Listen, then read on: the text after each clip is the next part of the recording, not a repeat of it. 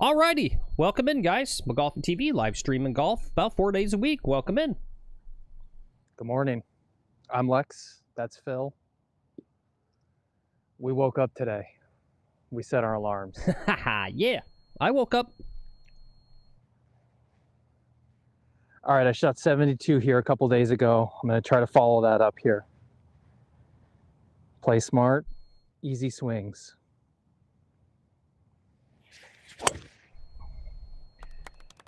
That's going to be right in the middle of the fairway.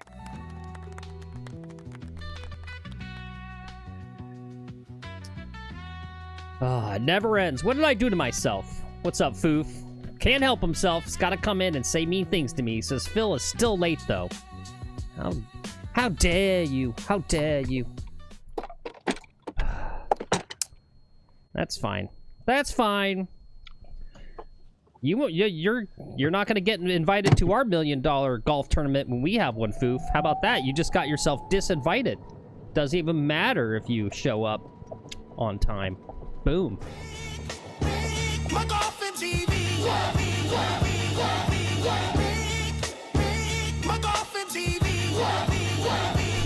I said McGolfing TV, stay streaming 4 days a week. Lex plays live in the Florida heat.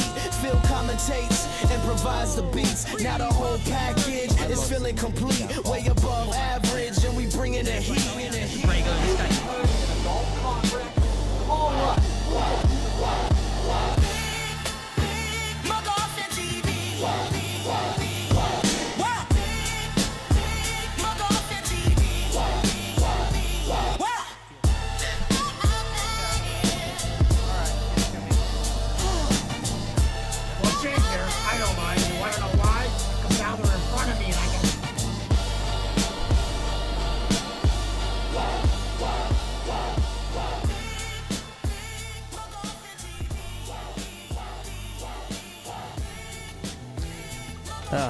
See what you've done, Luke Kwon?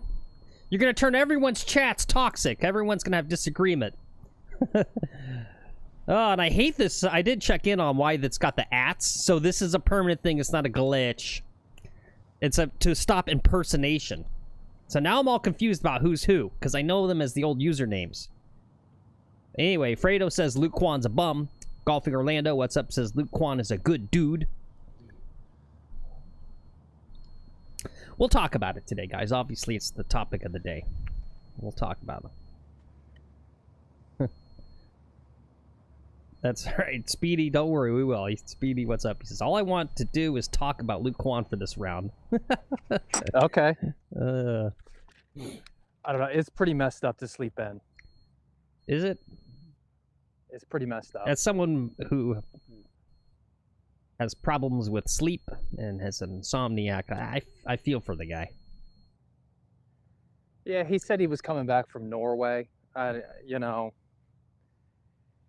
you got to be there for your team, especially if you're in a team event. You got to be there for your team. I'm going for it with a 5-iron. I've got wind behind me. I'm going to try to leave this on the left-hand side of the green. Drone is loaded.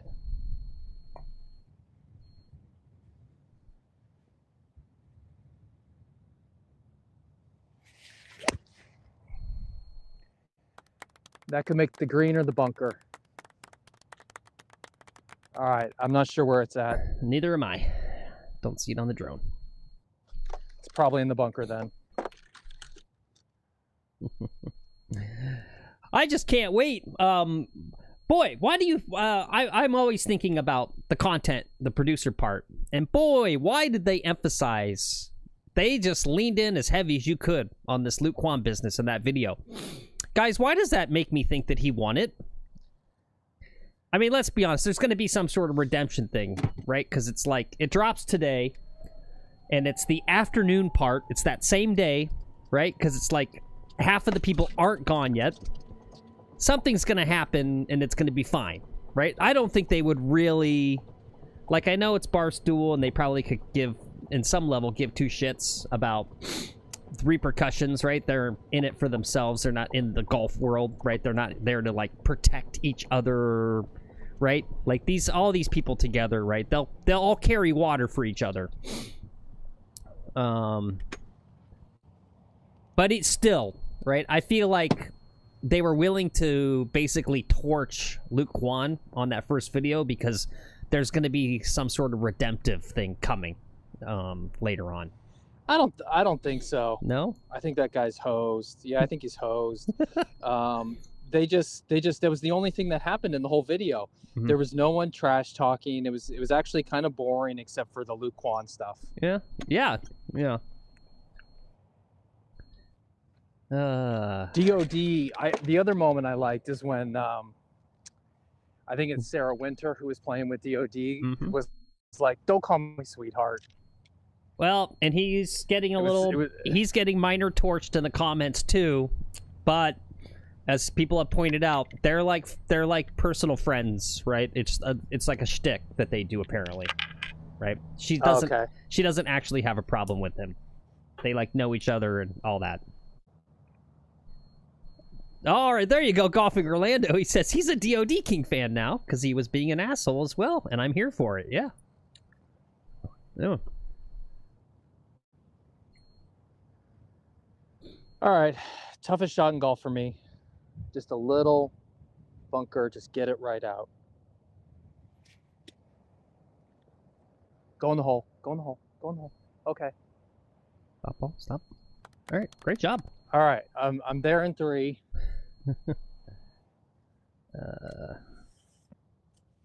I mean, good job on them. It gives people something to talk about, right?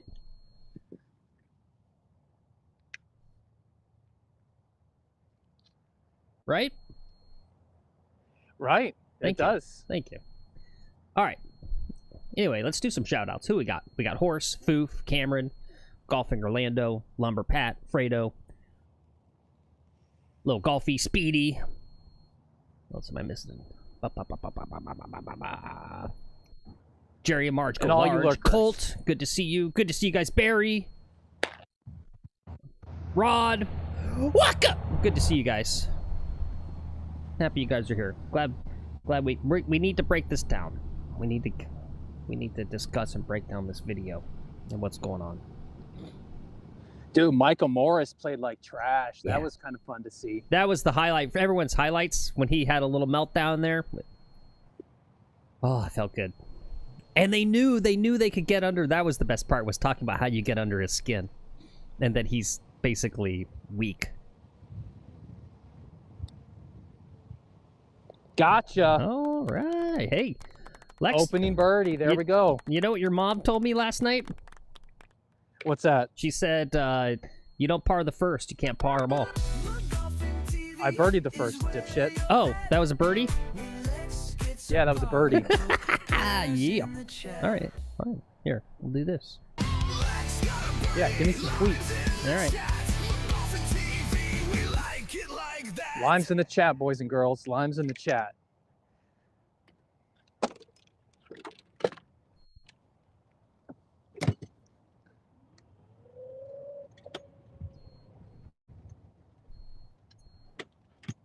Yeah, Speedy says there's conspiracies that Portnoy planned for Kwon to sleep in, like it was done on purpose. I don't believe that. I do think the editors really emphasized it for dramatic effect. Yeah, I don't know. It's a known thing, right? And I've got the solution for Luke Kwon. It's real easy what he needs to do, and it's probably actually true. He just needs to go to a doctor and come back and say he's got a sleeping disease of some sort, right? Which probably he does because... Right, someone posted up on Twitter a snippet from a NBC Sports article from quite a while ago that was like something about from his coach, his golf coach in college, his college days, and he had a problem back then. He almost got kicked off the team because he was constantly sleeping in. And I'm sure, if this is his thing, right, that's kind of plaguing him in his life, he probably doesn't like it, and it probably means that there is probably some sort of undiagnosed sleep issue that he's got that he doesn't realize. And or you can get a doctor to write you a disease, right?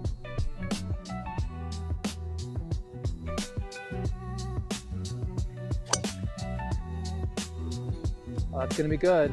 That's going to be good. Right in the middle of the fairway. Nice. Okay, great ball. Don't turn on me, guys. I'm just trying to give some balance. I'm fair and balanced, all right? Little Golfy says, stop coddling this man. Jerry says, he's a grown man. He should be able to make a 9:30 tee time, period. Yeah. Yep, period. No, I don't. Full stop. Yeah, full stop. I don't know. See, like, it's a different world to me that he just, like, slept through. Like, I'd have the opposite problem. My nerves would be so up. Like, so 110%. Just the environment, being not sleeping in my own bed, all blah, blah, blah, just the whole thing, $1 million. I literally wouldn't sleep the night before. I would show up on time, but I would be a complete wreck because I wouldn't have slept, period. Yeah. Yep. Yeah, that's how I'd be. Yeah. Yeah, and everyone's saying, you know, it's not the fact that he messed up, it's how there was the... He didn't apologize. Yeah, just like sort of like He was glib about it. Yeah, yeah. It was a mistake. And it is something in his personality, right? Like, I always think about those late stages when he was on Good, and it was obvious that he was fully checked out, right? Everyone, it was like constant comments in the last few videos was like, what is going on with this dude? He doesn't even want to be there. And that's kind of like, yeah, I get it, right? Let's say it's just not where you're at in life and blah, blah, blah. It's like, dude, you're on, like, the premier golf channel making, like, serious bank. Like, fake it, dude. Right? Like, I mean, I would. You know, it's just like, you know, I got things in my life where I just, like, you know, am not like this guy here on camera. As soon as I press that go live button, I'm clocking in for work, man.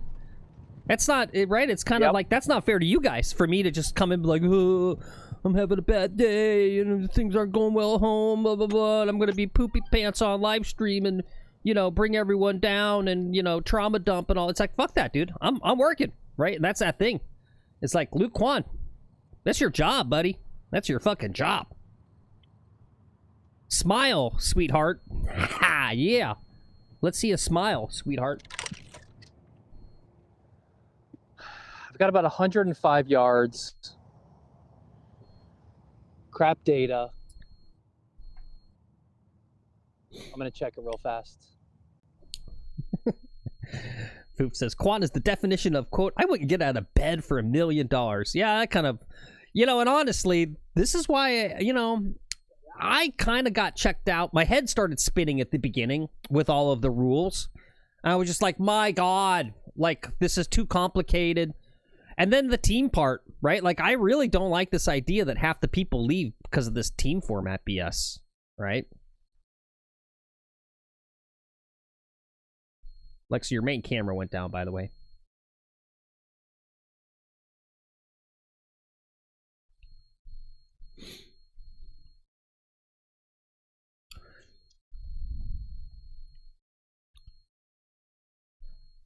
Yep. No, it's crossed my mind, Jerry. He says that could have been Lex. He would have made the tee time. Well, and that was the one fair thing, you know, that the Dave, you know, we'll talk about the penalty, right? We'll do a poll on that. Was the penalty too harsh? Right, because they got penalized, what, 4 holes, 5 holes, where he wasn't allowed to play? Because the guy he showed up at the end of the first hole.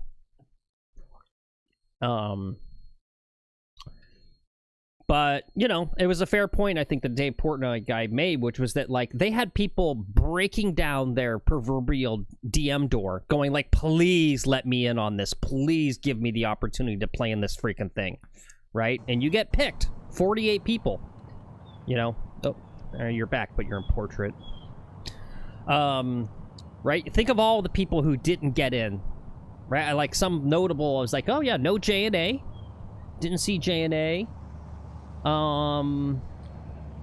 Few other people, I think, from Good weren't there. A couple of those guys. Right? Apparently, Golf Sidekick didn't even get an invite, period. Which is crazy. No Golf Sidekick. That's crazy. Yep. There you go. Foop, no Matty Boom Boom. Yep.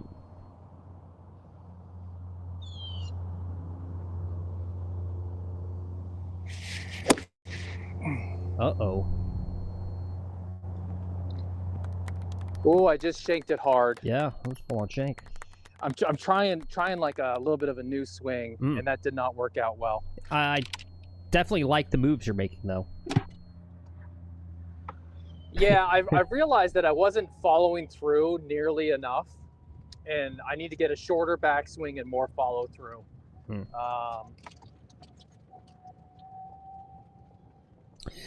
Yeah, but good. We just effed this hole up. And good point, Rod. Well, let's talk about the fact that Luke Kwon had a serious brain injury.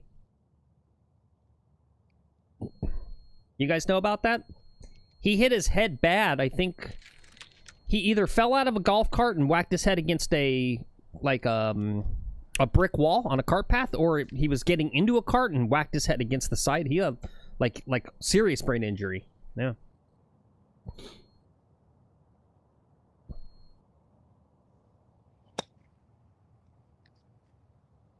Damn it, stay up, stay up, stay up. Is it up? Oh, no, it's going to roll. Oh, man. Damn. Yep. Still up rolling ball. All right, well, you're not into the thick stuff. You're on the collar. It's okay, though. All right, I got a chip in for par. Mm-hmm. I shouldn't be pulling a bogey on this hole. I guess that's what happens when you shank it. What's up, Dave? Dave Golf Giant says, unpopular opinion. Alcohol shouldn't be allowed on golf courses. I know I share that opinion as well, Dave, and it is very unpopular opinion. You and I should keep that to ourselves. You guys, Lex, did you catch the part with this Duke guy when he had the freaking marijuana pipe? He was smoking a bowl out there. No, I didn't see that. Yeah, I saw him smoking cigs. The Duke was my favorite part of the video, honestly, and I'm glad they put him. Yeah. Yeah, I'm glad they put him in there because he at least has some personality. Mm-hmm. And you can tell it's just genuine. He's just a genuine character. Mm-hmm. Yeah, seems like a nice guy. Yeah. A lot of accents. I'd never seen the Dave Portnoy guy on camera. I didn't realize he had one of those East Coast accents too. Felt like I was in a bar in Worcester with Massachusetts, someplace called Worcester.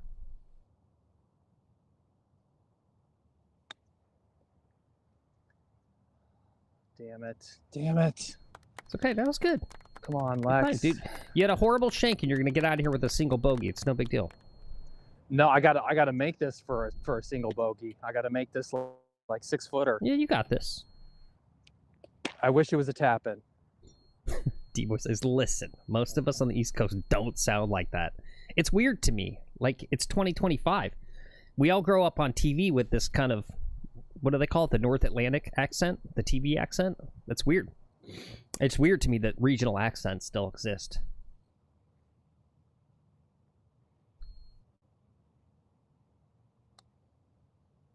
See? Told you. You got it. Okay, single bogey. See? You got this. Oof.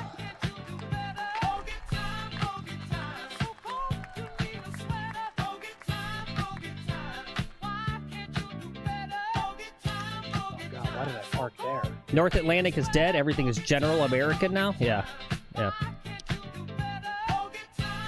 I parked in a total data dead zone for some reason. Lush in my ears briefly. Okay. Did this fuck up too? No. We're looking like we're going to be confirmed to do that 2v2 with the other good players. Awesome.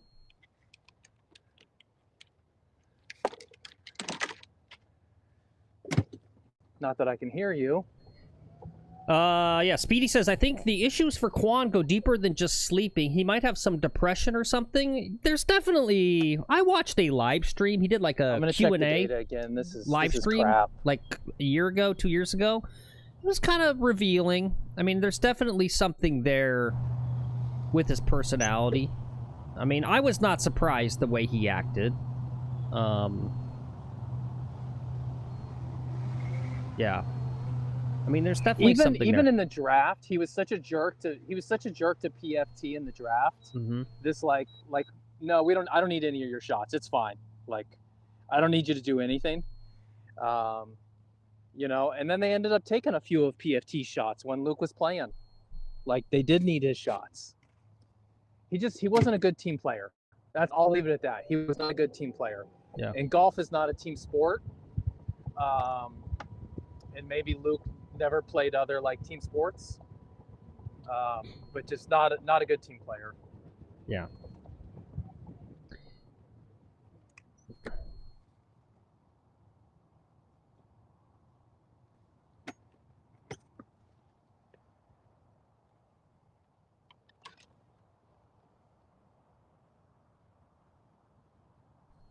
Holy crap. Someone shared a screenshot of like the Adobe time layer. Oh my god, yeah. For people that do editing. Oh, it's like, oh my god. You need a supercomputer to like be able to like render this down. But look at that absurdity. Yeah, that is a monumental editing project. Whew. Yeah, that 3.5 hour video. Yeah, I mean, I can't believe they made it that long too. Yeah, that's my questions. Yeah, was it too long? It's too long. Let's start going through these.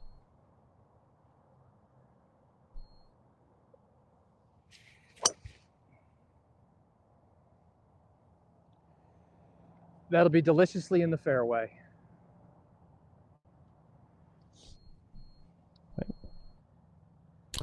Yeah, we'll run a bunch of these guys. We'll find out what you guys think. So that's the first question. It was over 3 hours. Was it too long?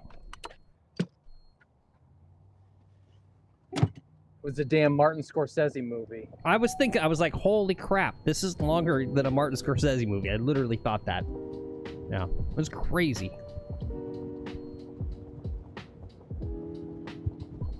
Ain't no one got time for that.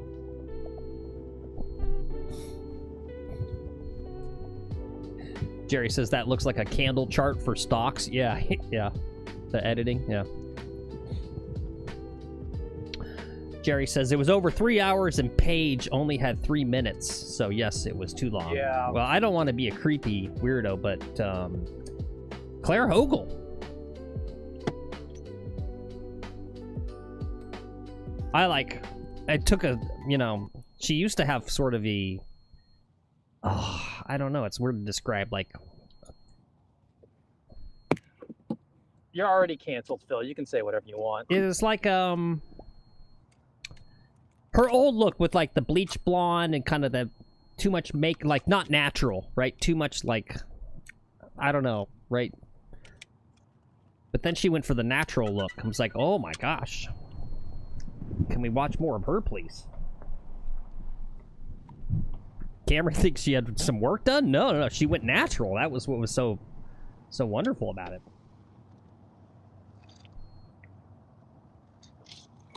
I've got 156 left. This is going to be at least a 7-iron, maybe a 6-iron. Okay. A lot of wind into me.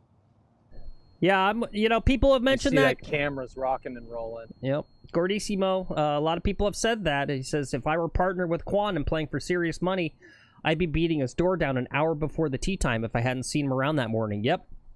Nope. People have said that. It's maybe a little bit... Ultimately, it's his responsibility, right? I mean, he's a grown man. He's professional, but, you get stuck into this stupid team format. Where was the captain, whoever the captain was, like rounding up his troops, making sure everyone's good and everyone's getting... Right? Like, if I was the captain and it's like me and my team are going to get sent home if we don't win... I would be forcing them to actually be like, no, you're not spending all your time on the range. Everyone is going chipping. Everyone's putting before the round. You're not doing, swing work here on the, before you do it. Like, I would be literally making them, I would ensure that we won.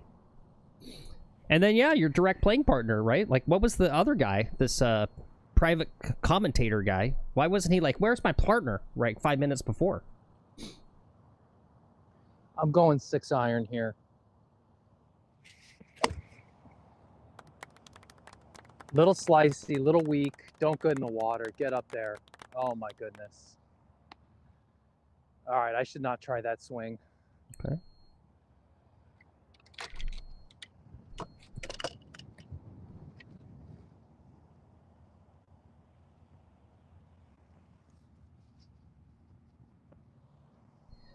Gordissimo says, am I the only one who thought the resort girl was a plant? The person that was like the late entrance because someone else like their flighter? Lacey. Well, they said the guy couldn't make a flight or something, right? Which blows my mind that they didn't have backups already, like alternates. Yeah. Right? Like, I would have been an alternate. I would have come out just to been an alternate. Well, like, wasn't okay, that what cool. I was tuning out during all that first part. No, she works there. She just works there. Oh. Okay. So there was a scene where Portnoy asked the boss of Big Wolf Lodge, like, hey, you care if she plays? Like, she needs a couple days off. She's going to play in this.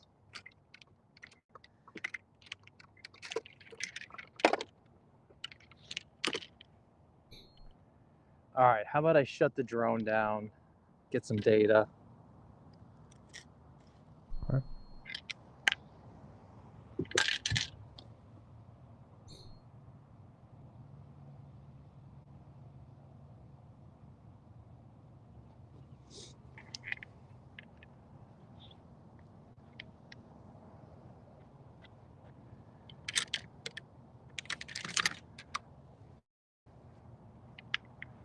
Phil, I don't know if you hear what I was saying, but I think we're going to be on for the afternoon of the 8th for our match. Oh, cool. All right, great. The 8th? Nice. Yeah. Good. I got to confirm with Will that he can do afternoon. Okay. But everyone else is pretty good with afternoon on the 8th. Nice. It's a Saturday afternoon, so that's not like a very good time for us. But it's okay. Who knows? Yeah. 2v2 scramble with some top-tier players. It's must-see TV. People will show up for it, even if it's Saturday. Plus, it's going to be full winter. No one else is out playing anymore. Only us. Yeah. All right, I'm going to toe down, lob wedge this up there. Get it close, get my one putt, get out of here.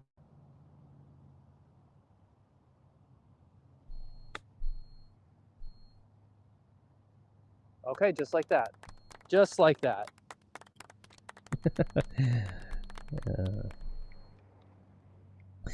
You gotta wonder what poor Luke Kwon, to some sense, like, did he know what was coming? Right? It's been 2 months, over 2 months since that all happened, and he's just been like, right? That's sort of like, I'm trying to think what that's like with like your parents, where you get in trouble, and like they know, right?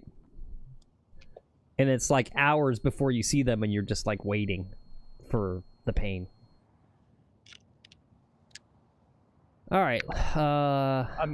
What was that, Lex? A bogey? That was a par. Par. Okay. That was a par. Wonderful. Good. Good. Para tu gloria, señor Lex, Mr. Lex, te lo felicito. Para el par en el campo. I'm going to check the data again because this is unusually weak. Okay. Yeah, we still need to, at some point, the next streams, start a new control room for VDO. Okay. Yeah, I mean, it's all good, but I can't do any of the zooming if I need to, because it's for, just, yeah.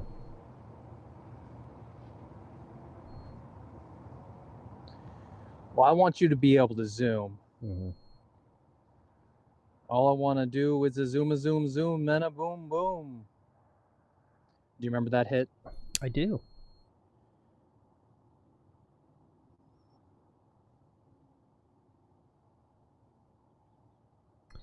Speedy says, you didn't know it was about golf, did you? No.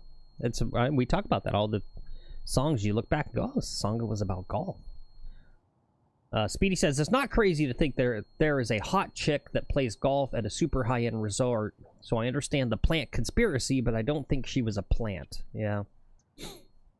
Yeah, I mean, look, yeah, it's an obvious thing, right? I mean, these are a bunch of dudes, right? They're like, and they're just like they're missing a person, and they look around, and there's an attractive young lady that plays decent, and they need someone. Well, like, of course they're just gonna go hear you play.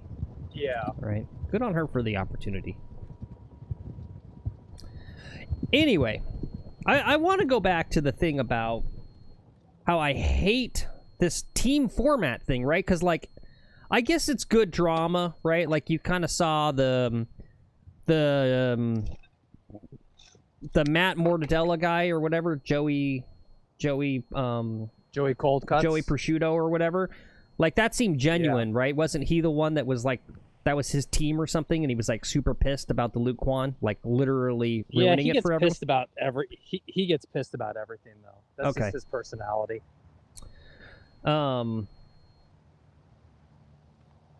Yeah, so, you know, I felt like that was genuine, right? That he was, like, genuinely pissed. And I'd be pissed, too, right? I'd be pissed if this guy literally ruined it. And, I mean, I'd be pissed just at the start with the team stuff. Right? My problem with the team stuff is that 25% of the people are going to make it through to the next day who shouldn't. And then 25% of the people who should still be there are going to, like, not be there. Right?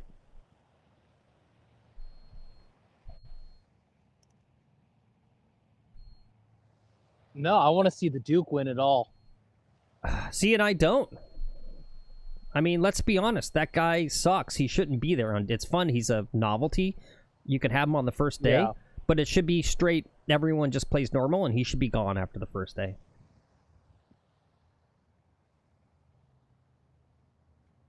Right? It's for $1 million. I want to see. I want this, like, and I get kind of their thing, like they, as you guys are saying in chat, like it's, you know, a little bit of farming engagement and drama, reality TV, blah blah blah. I don't. Yeah, but it's $1 million, right? I want to see some freaking good golf.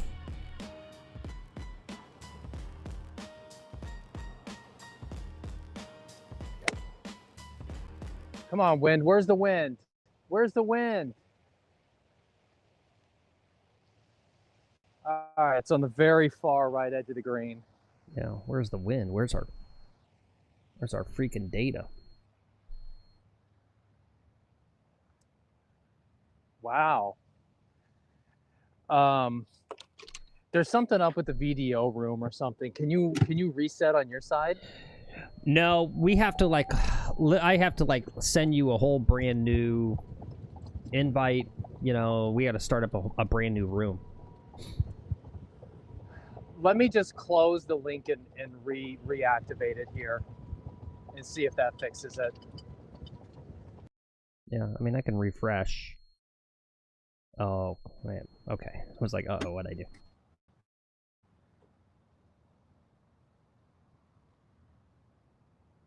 Okay. But then right back down. It gave it for a second. The Speedify is not enhancing it right now. Yeah, and that was, I refreshed, so it probably reconnected and... I'm gonna leave the room and reconnect. Okay. Cool. You can run the commercial or run the drone or something. Yeah. Amateurs, what's up? He says, even if Kwon was there, I felt that Frankie and Bubby still would have challenged them.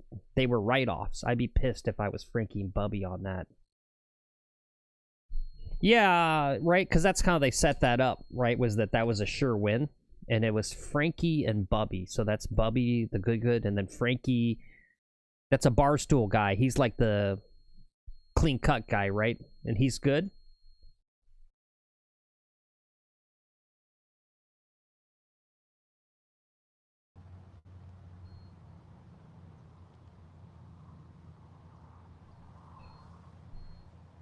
Yeah, see, that's the thing, too, is, right? They totally could have won regardless, even if the Luke Kwon guy was there the whole time. They still could have beat him. Right. I don't think Bob's team is coming back in the second half. I think Bob's team is out.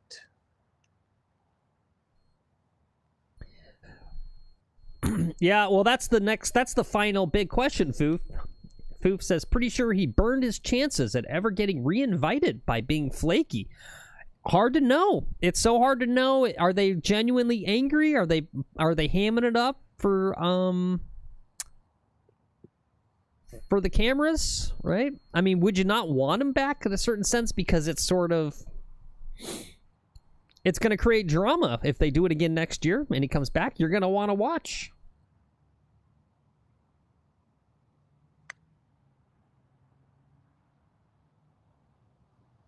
Zoom.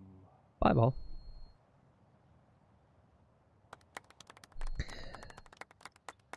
I don't know if they're genuine. It's a question.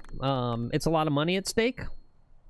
Well, the team, I think, is genuine, right? The Dave Portnoy guy, right? So he was all angry, right? And that's going to be our next poll question, was the penalty too harsh? As people have mentioned, in a scramble, like USGA rules type thing, if a person shows up late, they can basically just show up at the beginning of the next hole that they're there, because right. there's never an advantage to a person playing solo, right? And so once they show up, they can just start playing. But he gave them that penalty of like 4 holes. And to be fair, it was very arbitrary. Yeah, and the Luke Kwon guy, he was there at the end of the first hole, so we could have started playing right there at hole 2 under normal rules.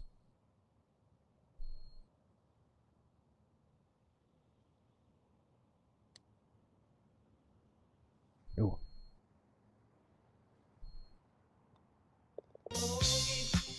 No worries. I'm worried. Well, yeah, Jerry Yes. says, you miss your tee time on tour, you're disqualified. That's for stroke play, right? I mean, there were podcasts. The podcast guys went over this. Literally on the scramble, there's no DQing in a scramble. Yeah. Right? Because there's no advantage. There's nothing changes if the guy's just, like, late. And he could just go out.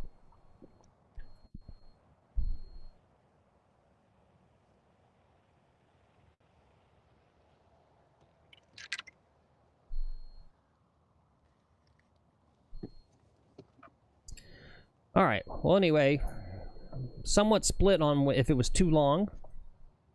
Most of you think it wasn't too long. Okay. We'll do this next poll here.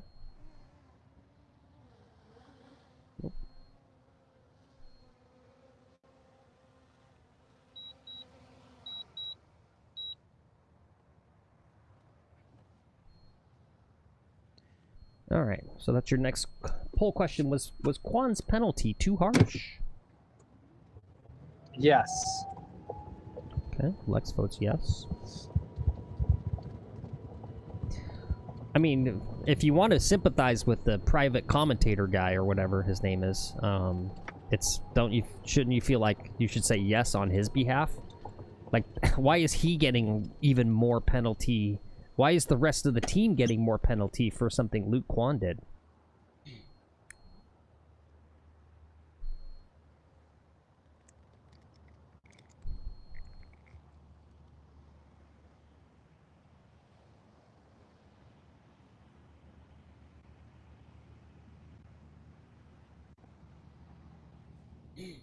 D-Boy says he wants a Phil versus the Duke match. Oh, yeah. I don't know. I think Phil would win. I don't know if personality-wise, guys, that would be so great. All right, I'm going to try to carry the water today.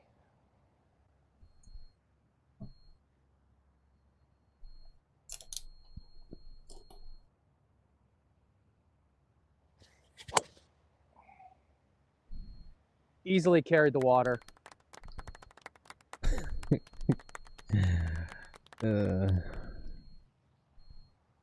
I get it, guys. I understand why it's a beloved personality for you guys, right? I get it.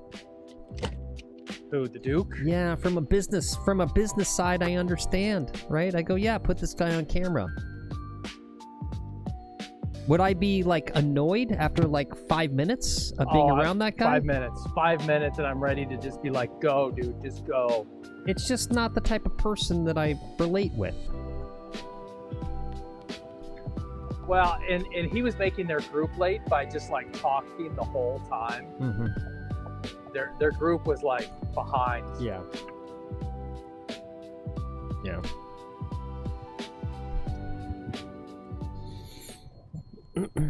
Like, he's a pace of play nightmare. Yeah, I found it kind of... Lex, do you know who Sketch is? Did you know who that person was? Sketch? Sketch, I've heard of him before, and I've seen maybe like an Instagram or something of him once. Okay. I think he's just like mentally handicapped, dude. He's not mentally handicapped, no. But I can say that's understandable that you would. He's got the bone structure in the face. I understand. But he just became like internet famous just for being like, I don't know, a little off. Well, he's a new breed of streamer, right? The old guard of streamers, even if they're just like famous for being famous, they at least started off by playing video games, and being good at a video game. He's part of this new breed where you just don't even know where they came from, right? It's like Sketch, Aiden Ross.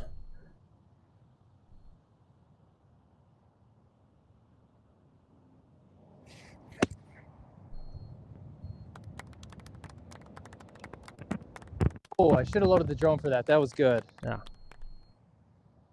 Right by the hole.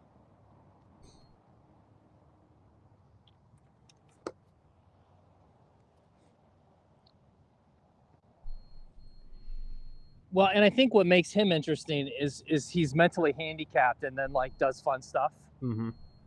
Right?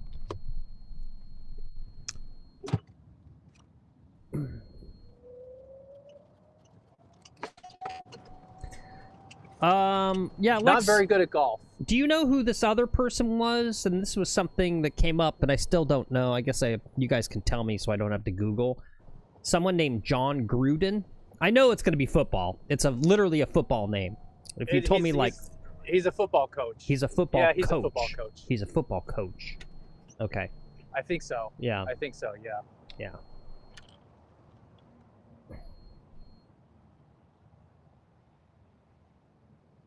I don't know football, guys. I could care less about football. It's boring. Football is way too slow-paced for me.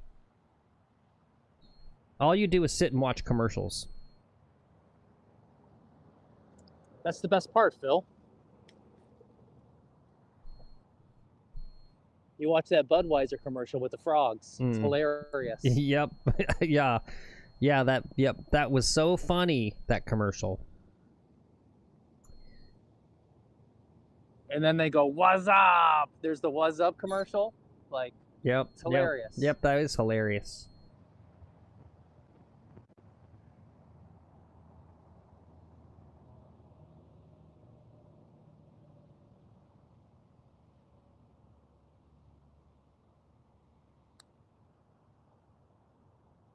Nice putt.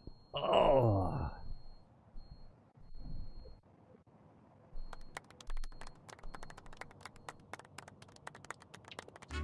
All right, in for a par. Yeah, great job. Thank you. What's up, John Baggers? Good to see you. Father Fungus. Sorry, guys. Got a big crowd today. If I missed anyone, I didn't shout you out. Apologies.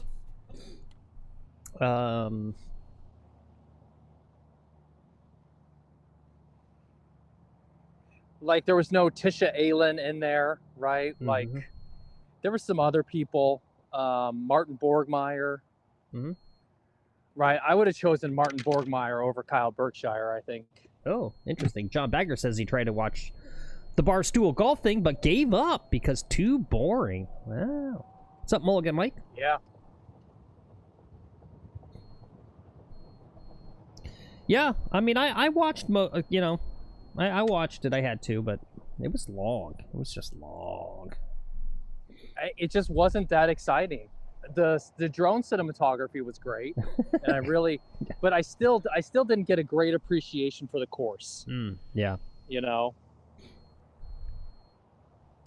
I would have liked to seen some commentating on the holes. You know, have what they missed was like a Phil in the corner commentating, and then when they run the flyover, be like, okay, a well-placed tee shot is here.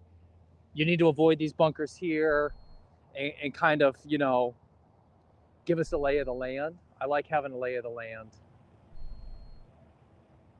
And a commentator to talk trash and just be like, ooh, look at that little, you know, or out to in swing.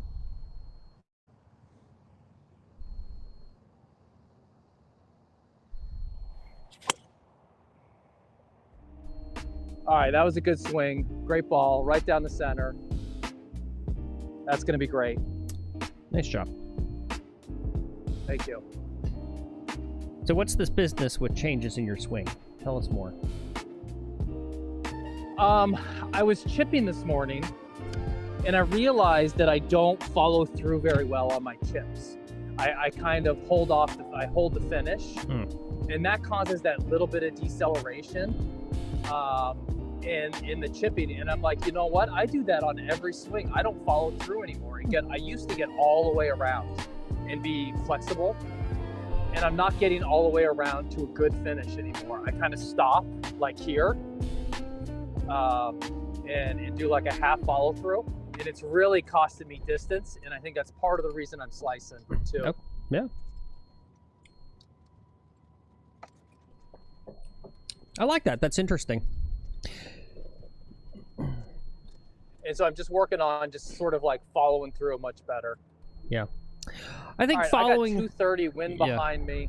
Following through on chips on course is one of the hardest things, right? I noticed that with the one bad chip on our recent video. Thank you so much for that super chat. Yeah. I totally Yo, thank you, D-Boy. $10 super chat for D-Boy. Says, yes, Lex, focus on the finish. There you go. He agrees.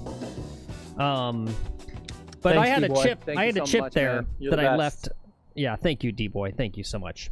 I had a chip on the video that I left embarrassingly short, and rewatching it, I was like, you know, the swing speed itself wasn't necessarily too far off. The reason it was left crazy short is I was timid. I was afraid.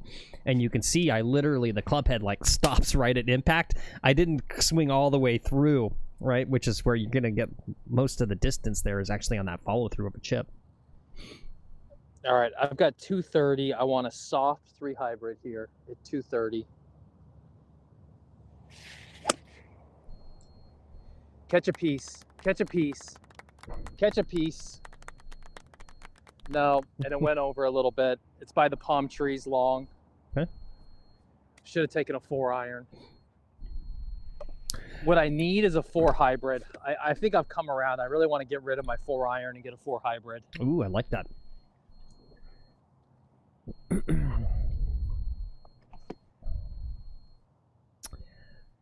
Cameron says, I like how... I hit the hybrid so much better. Yeah. Yeah. Cameron says, I like how Phil says 3-hour videos are too long. Most of his streams are 3 hours. Yeah, we have do a 3-hour live Thank stream. you so we much have an for that excuse, super chat. Cameron. I totally promise I won't steal the money out of Phil's wallet and go spend it at the club. Thanks again.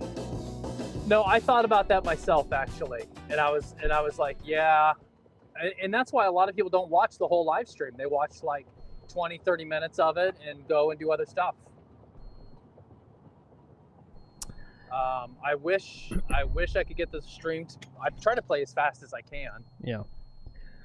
Well, you know, we're not... I wish we had data today. Yeah. We just, you know, we can't edit it. Anyway, John Baggers came in with a $10 super chat. He says, the shock collar video was great, boys. Thank you, John Baggers. I appreciate that. Thanks for watching. Thank you, John. Yeah, if you guys, if you don't know, what is he talking about? Video came out, what, yesterday? 2 days ago. Little 3-hole shock collar video. It's got a new commercial in there that I was quite happy about. So you guys can check that out. You can see, whoops. God damn it. Quit your swearing. Phil, I'm going to do a cam swap here and see if this fixes the issue. Okay. Oh, thanks, Screaming Yeti. Yeah. Thank you. Oh, yeah, and Lil Golfy, I saw that up there. Sorry, I'm trying to keep up with everything here, but he was asking about... Because I putted okay with that mallet putter. No, it doesn't mean I'm a mallet guy. I would still prefer a blade putter. For me, the putter thing is... It's sort of like that movie Ronin, right? And people with putter preferences are like the Sean Bond. Which whipping you prefer? And I'm like the Robert De Niro character. It's just, I don't know, it's a tool for the job.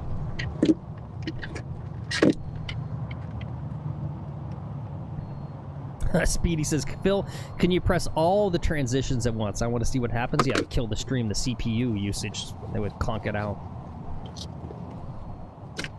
And what's up, Zippy? Good to see you too. Sorry, guys, if I miss anyone. But anyway, thanks again, D-Boy. Thanks, John Baggers, for those $10 super chats. Appreciate you guys. Yeah, thank you, John. Glad you enjoyed the video. Yeah. We might make another one.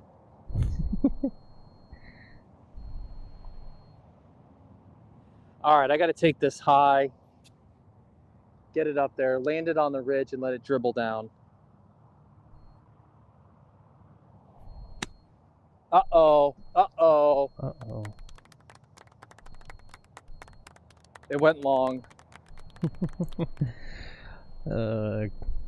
Don't you're queuing me up nicely. Colt says, what would Jack think of all of these super chats? I did. Guys, new video out, dropping today. Totally legit video. Guys, thanks for tuning in today. Whoops, God damn it. Sorry I had to leave so abruptly. You know, I always pressed the wrong thing there. Sorry. Over 2 hours, guys. We called Jack Nicholas to ask him about the Luke Kwon situation. Big surprise. Jack is very disappointed. Very, very disappointed. He went on 2 hours about personal responsibility, good life habits, you know, waking up on time. You know, he told us the 30-minute story about, he basically went through and talked about every single round of every tournament of his career and how he woke up 2 hours early to make sure that he got to the course on time.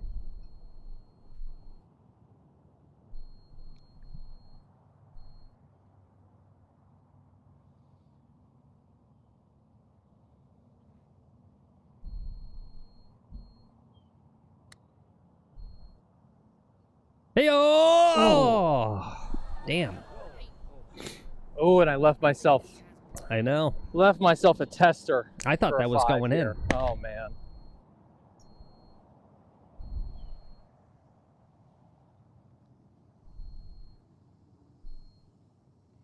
All right, you're the king of these 6-foot comebackers. Absolute king of these. Some people are king of driver off the deck. Short game king. You're the 6-foot comebacker king. Boom. 6-foot comeback king. Boom. Wait, we don't want. Let's do this one. Nice par. Thank you.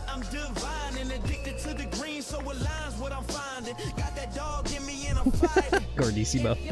Yeah.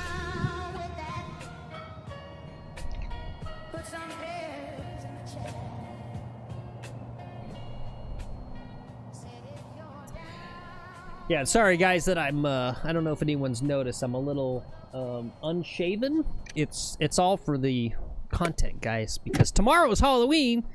We're gonna get a visit from our good pal Trip McGuffin, and also from I don't know how it's happened, but we've got two Shanks. We've got Shank and then we've got Shanks the Clown.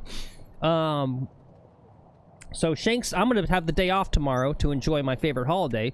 And we're going to have Shanks the Clown. He's a certified professional golf instructor and a +4 handicap. But as with any good clown, he has, like, crippling depression and, like, bad habits, and so he's unshaven. So, yeah.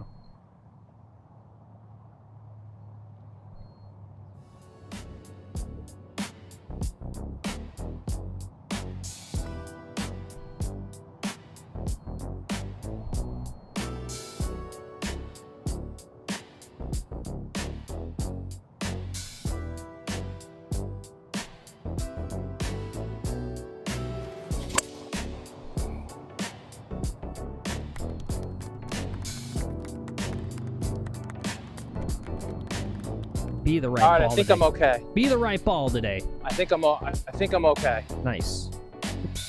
I took driver, but I had wind at my back. I'm pretty sure I had enough to clear the water. Okay, nice. Yeah, what are we? I think 10 a.m. tomorrow? Let's see.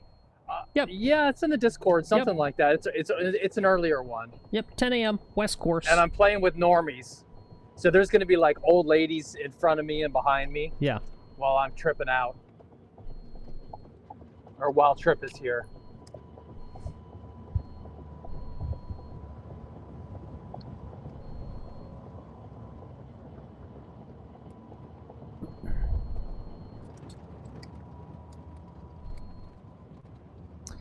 Who says, are you going to try to get a Ouija board to try and summon the spirit of Arnold Palmer for an interview on Halloween? That's an idea. Invoking long-dead ancient golfers. I'll try to come up with some last-minute content for you for that. It's not a bad idea.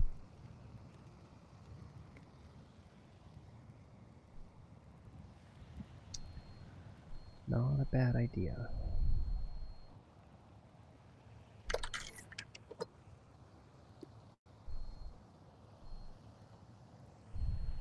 $115. I'm going gap wedge. Leave it short. Let it run up. Wow! Thank you so much for that super chat. I totally promise I won't steal the money out of Phil's wallet and go spend it at the club. Thanks again.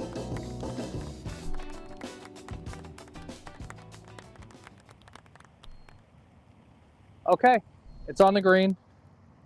All right. I'm glad you did a good shot there, Lex, because our good friend Dave Christ coming in with the big $10 super chat. Thank you, Dave Christ. Thank you guys so much. He says, Thank you, not Dave. sure about the conversion rate. Regardless, your content is priceless. Just keep it out of the Louvre. Thank you, Dave. Right, good one. Thank you, Dave. You know what? Our content, if they had digital content at the Louvre, right? It would be the one thing that the art thieves wouldn't steal, sadly. You know? That's the sad part. They found the art, right? Didn't they make the arrest? You guys know about that? Someone went in. How does that possible that literally you could still, in this day and age, 2025, go in and steal art from the Louvre? With a special elevator. But thank you, Dave. Appreciate you. Thank you so much for that $10 super chat. Thank you guys so much.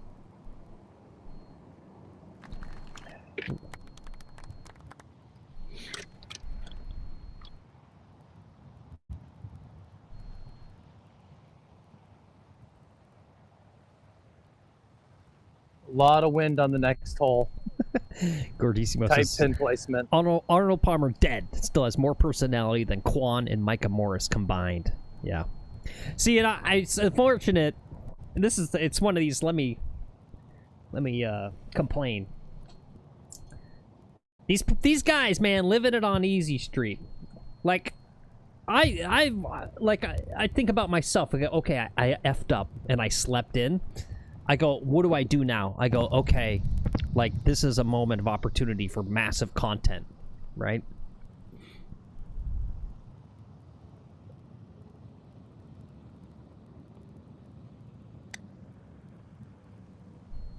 No break. No break. No break. Weird. Right, I would have been like, all right, oh my god, I'm so sorry. My team, it's penance time, right? I would have had them abusing me, like, let them hit golf balls, like wedge shots to whack me, like, into my back. Right, groveling, just like groveling at everyone's feet, right? Like, really playing it up and turning it, right? Because, like, Luke Kwon, he had a response, like, on Instagram, you know, and he said, you know, like, he had a joke. He goes, just woke up, what happened? I wish I wouldn't have slept. Yeah. And then he said, I wish I wouldn't have slept in. yeah, and he's like, by the way, you know, I did apologize to everyone off camera that day. And he says, but good for content, though. And I go, kind of, except you didn't really lean into it.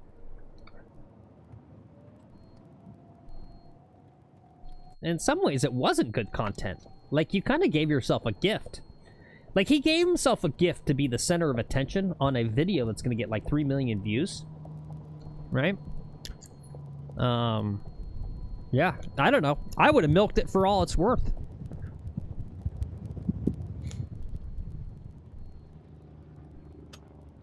All right, we're 150 playing about 180 today.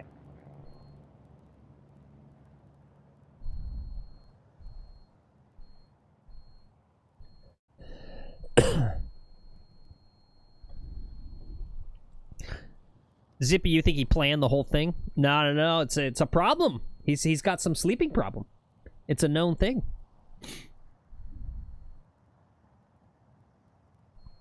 Holy cow, thank you so much for the donation.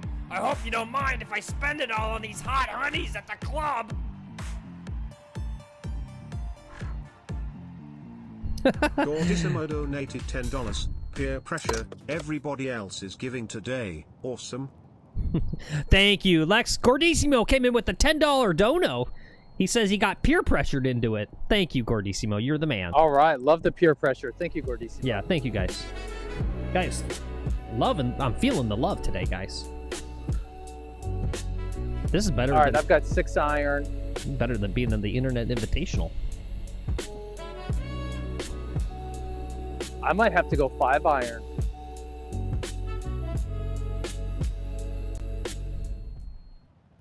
I'm gonna go 5 iron.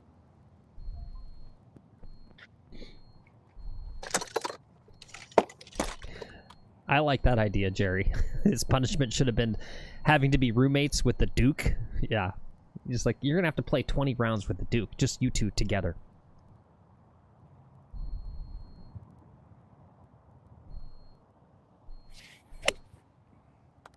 Oh, shit. Carry the water. Carry the water. Carry the water. All right, I carried the water, but I am so far out right, it's not even funny. Okay. I am in line with the that thing there. The green's over there, and I'm over there. Fountain. Yeah.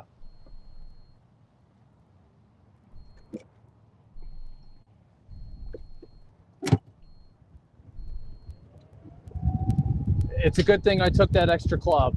Yep. But I'm gonna have a hell of a scramble here ahead of me. The wind is whipping. This is like 15, 20 mile per hour wind right now, Phil. I did notice on the forecast it said 13 miles per hour. Yeah, it's a little more than that.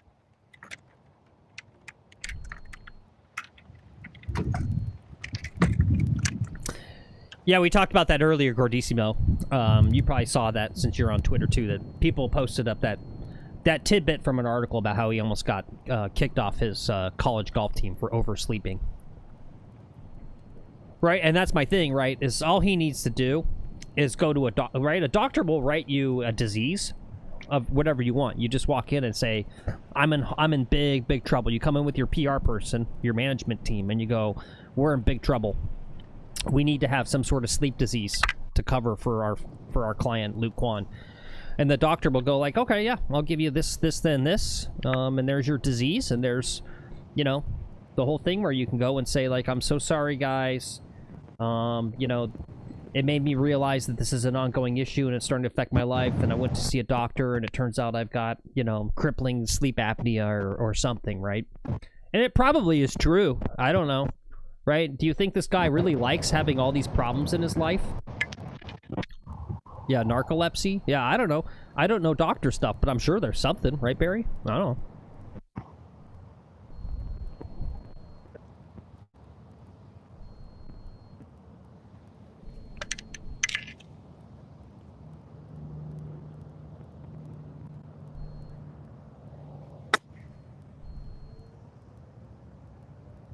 Great job. Hey, beautiful. Got kind of a rotten bounce there, but not bad. Yeah, not bad. I checked. Zippy says, "Phil, I was in someone else's live the other day, and they did not have the @ situation." I don't know. I looked. Google said that it's a change that they're rolling out slowly to all live streams to stop impersonations.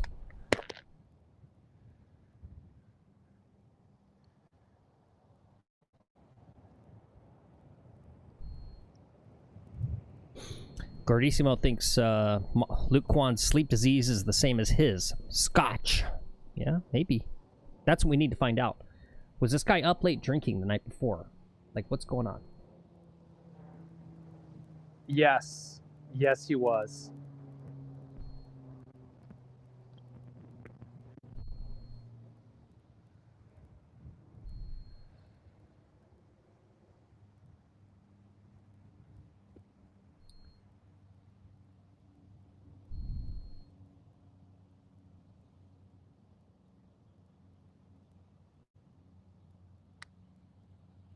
Oh. What the fuck?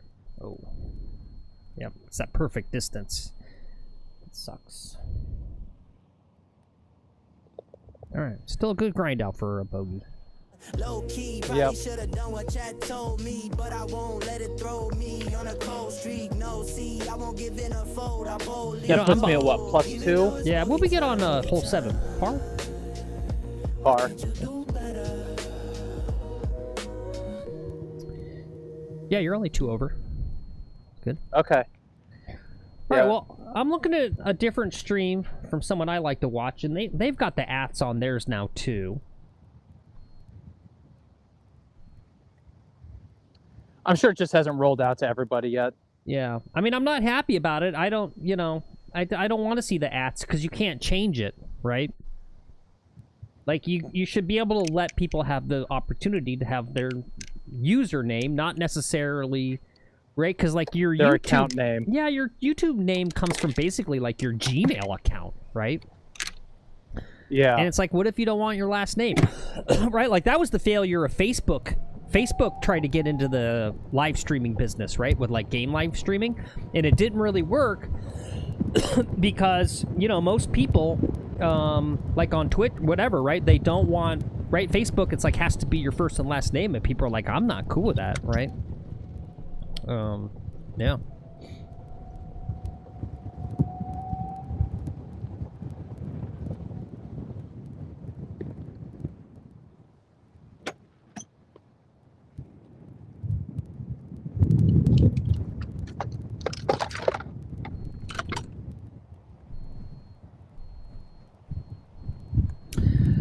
Lex Foof says, to tell you that things could be worse, you could be Maurice Flitcroft, who shot 121 at the Open in 1976. He holds the record for the worst score in the history of the Open. Ooh. Yeah, no, I'm only 2 over. I'm not doing bad, especially given this wind.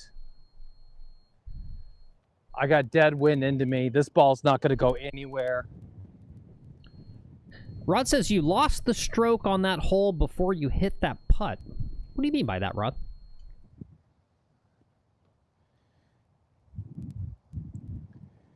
I don't know. I wasn't, my place where I was aiming was wrong. Maybe that's what he's talking about. Yeah.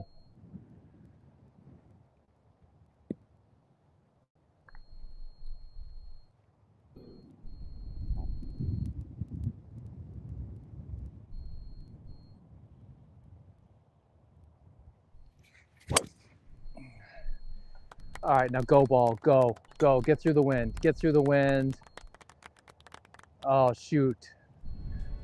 All right, it's in the middle of the fairway. Okay.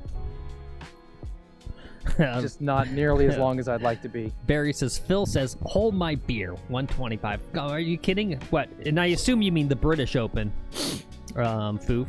Like, what do I think I would shoot at any random round at the British Open at those conditions? I don't know, 162?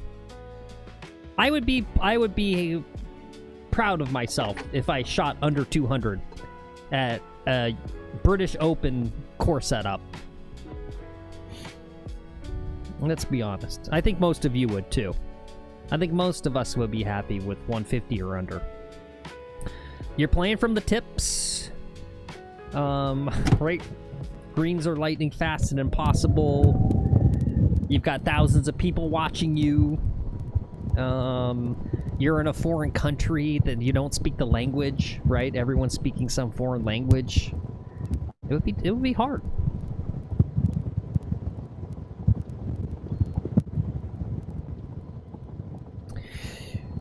There you go. J Boy says, I think Luke Kwon could have complex interplay of neurochemical responses to risk and loss, where he experiences serotonin dopamine release due to the aftermath of his actions. Yeah, there's definitely something going on there, for sure.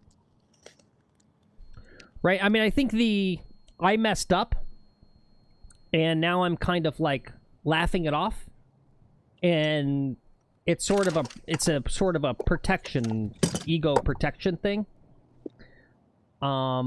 And I think it's the instinct is that it's going to make it better, and then the person doesn't realize that you're actually making it worse as far as how other people are receiving your response to it. 190. I'm taking a 4-iron. I'm gonna just try to run something up.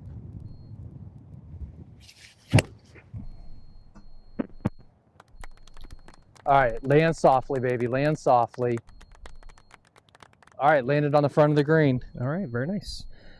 Thank you, Justin. Yeah, see, I hate this @ because now I'm trying to remember who's who. Thank you, Justin. Screaming Yeti says defense mechanism. Yeah, yeah. Oh, Lex, Jerry and Marge go large. He says he's gonna play Southern Dunes on Sunday. That's my favorite. Sweet, enjoy. Yeah, love Southern Dunes. If you guys are ever in Orlando area, go play Southern Dunes. Crazy great course. Conditions. Oh, what a great course.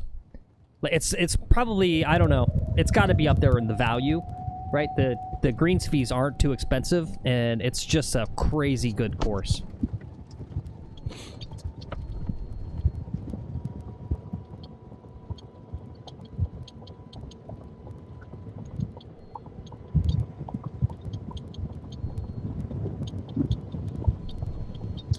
Phil, I got my golf cart back. It runs again. Oh, nice. Great, great. Oh, Southern Dunes in Arizona. God, what is with the naming the same? How do golf courses get away with that, right? There's like 8 different, like, Quail Ridge, right, across the U.S.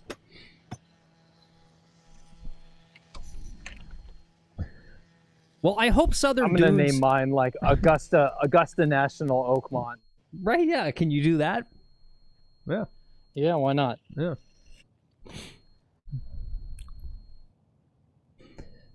Colt says, Lex had his cart in the shop to get spinners put on. Yeah. Yep. Yeah, he does kind of... Good point. John Bagger says, Luke Kwon hates golf like I hate doing the dishes. All you need to know. He hates golf. Yeah, apparently he's, like, bored of it. And that's fair, right? I would say the one thing there is, like, you know, you get picked to go do this thing. This video is going to get, like, 4 million views. You get a chance to win $1 million. Like, if you don't care, like, at least have the respect to be like, you know what? I just don't decline. care. Yeah, maybe I'll let someone else play who, like, really cares.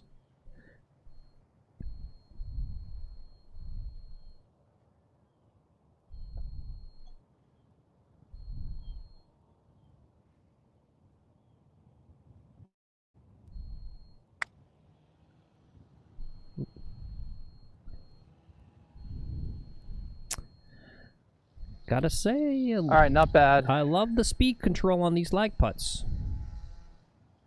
It's too far away. Yeah. It's just dangerous. Yeah. I got another 5 foot must make here. It's so easy to really blow these, though. I mean, that's still high quality. Yeah, I had to go over a big hill. Right, it's uphill, right? You can see, it's maybe hard to tell on the camera, but yeah.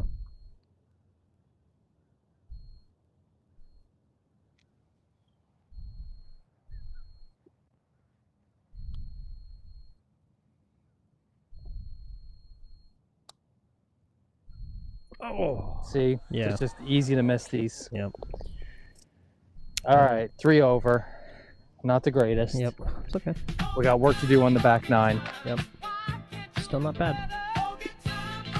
Nope. It's better than the data today, that's for sure. Mm-hmm.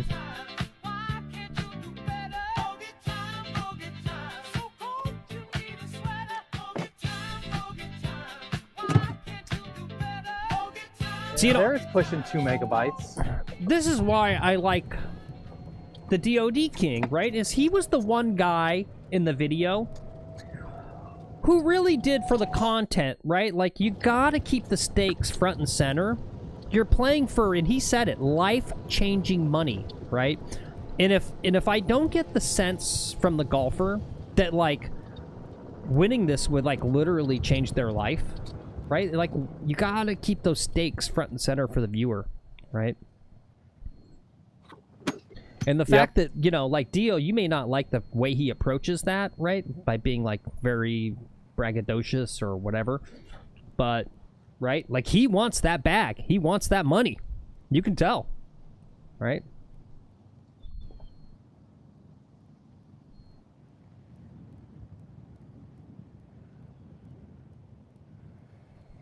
Gordissimo says, DOD King. I've never really watched him before. He's about as classy as a fart. Okay. Well, you know, Gordissimo, it's a character, kind of what he's playing. Right? It's sort of a character.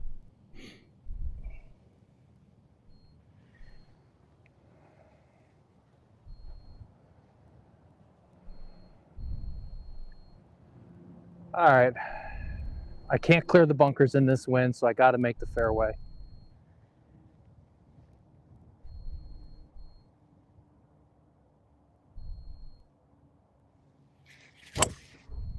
Oh, that's going right to the bunker. Yep, right in the bunker. Okay. No worries.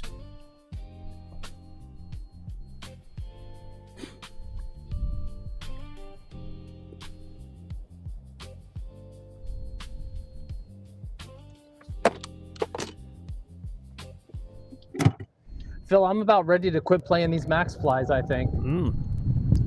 I think I'm on my last box of them. What are you going to go to? I'm not losing that many balls.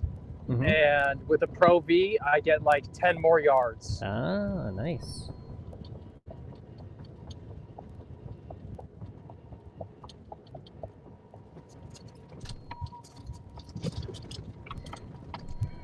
Well, that's how he built his brand, Gordissimo. He says, they all are, Phil, playing characters. But geez, did he have to pick, quote, loudmouth scumbag for his character? Well, it's how he went viral initially, you know?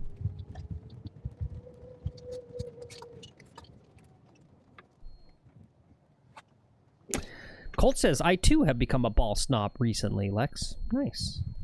Look, if you can afford Pro V1s, play them. I couldn't with when I lose so many golf balls, but if I'm not losing golf balls, yeah, right, I can afford to play them. Yeah. All right, I got to take 8-iron here, I think.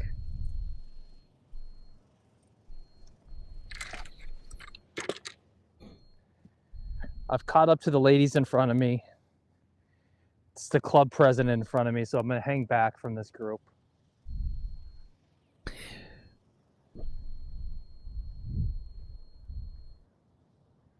Eight iron. Here we go.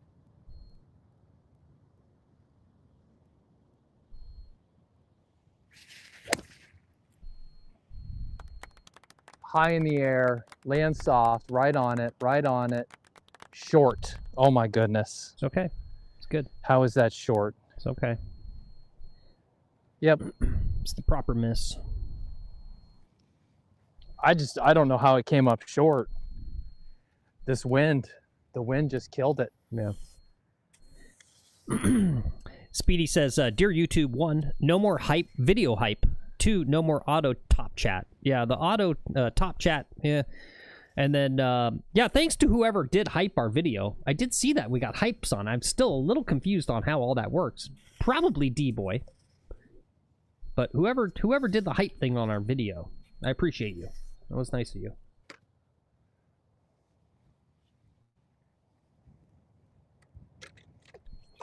Yeah, I looked on my private account and I didn't see the hype button, actually.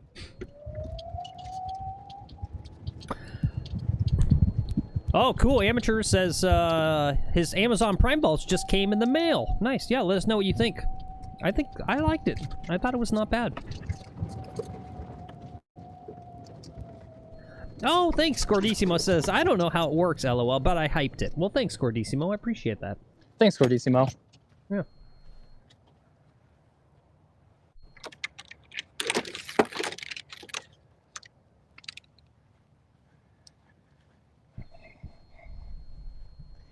God, we should go play in Arizona.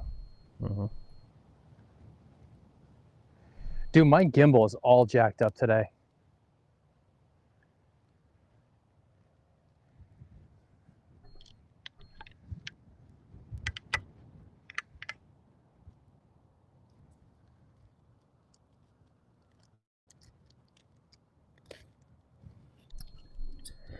All right, Lex. So the results was Luke Kwon's penalty too harsh. 60% said yes, 40% said no.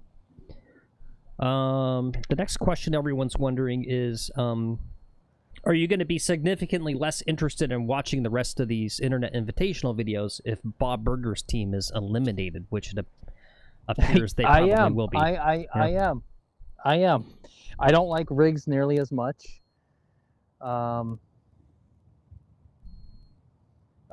Yeah, I will be.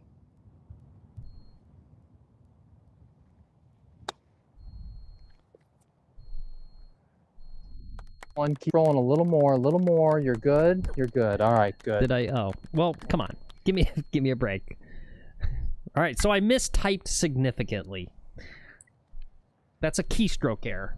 All right. What's up, Golf Reggie? Good to see you. No, it's a spelling error. I know. I'm a good speller. I was just going fast. You ever won a spelling bee? I don't know if I ever entered a spelling bee. So you've never won a spelling bee then? No. Good spellers win spelling bees. All right. Yep. Our viewers from Arizona are very hyped about you saying we need to go to Arizona. Amateur said yes, Lex. Horse says yes, come to Arizona. Gordissimo says let's fucking go. Get out here, guys.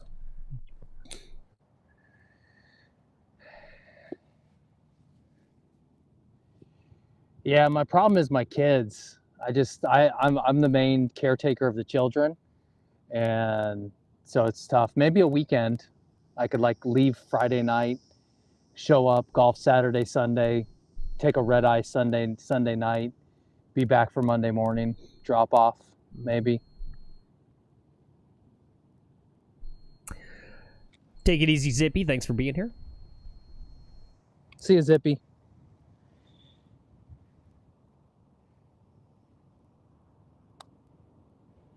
That was just a straight pull. All right, bogey train. We're on the bogey train. God, I hate the middle of the round. The middle of the round is what always gets me. Yeah. So birdies are coming later.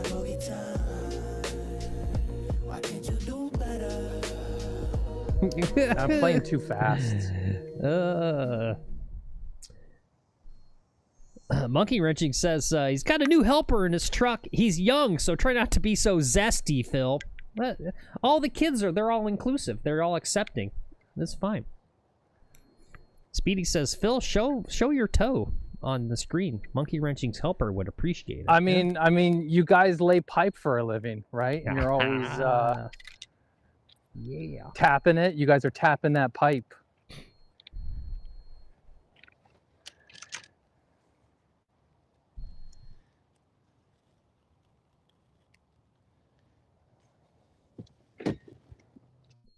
I mean, you asked for it.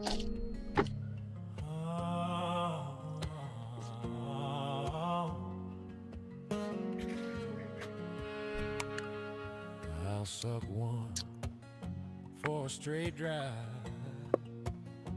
I'll do anything. Yeah, I saw some comments about Bob's overexcitement. Oh my gosh! Yeah. Oh, I'm gonna get super excited. Yeah. It's just speaking in whisper tones the entire video. Yeah. Oh.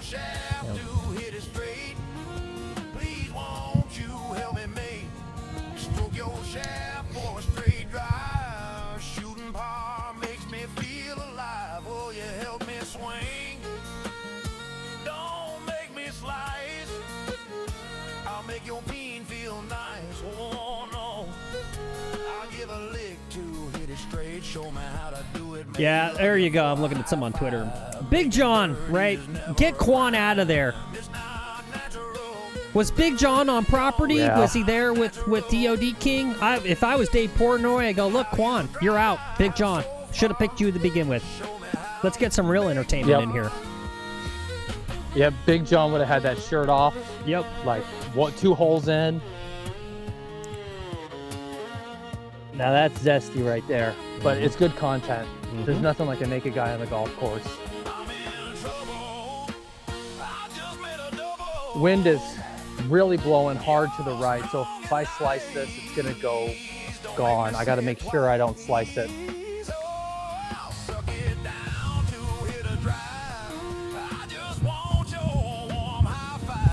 Ooh, yeah.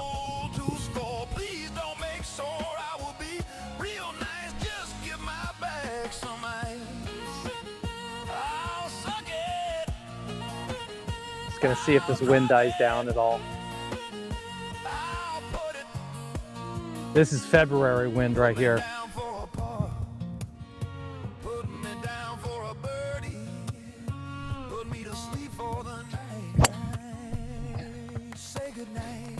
All right, I kept it in play. All right, good. Yep, it's in play. Speedy says it's been windy as hell in Kansas yesterday, too. Well, I mean, it's already like -6, right? Why do you even care if it's windy? It's already like a frozen hellscape, right? Luke Golfy says it's been raining in his world for 2 days. He's getting the itch. Get out there and itch it, little Golfy. Your season's almost over, buddy. Yeah. Yeah, well, you need to get yourself, build yourself an indoor sim in the garage. Yeah, we were talking about that amateurs golfing, about an old article about Kwon. Yep, and how he's had a sleeping problem his whole life, apparently.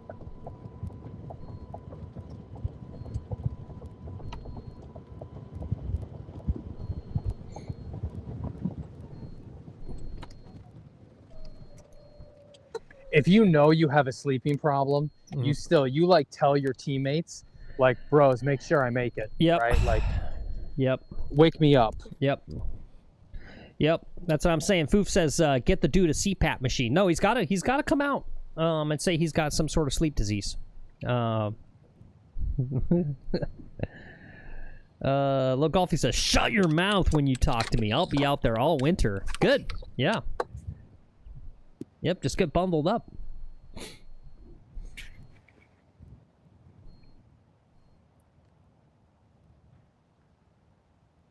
Winter golf is so, when you miss hit and those balls are rocks, it just vibrates all the way up your arms. It's so, that's fun. Winter golf is so painful. All right, I'm going 7-iron, 150 yards.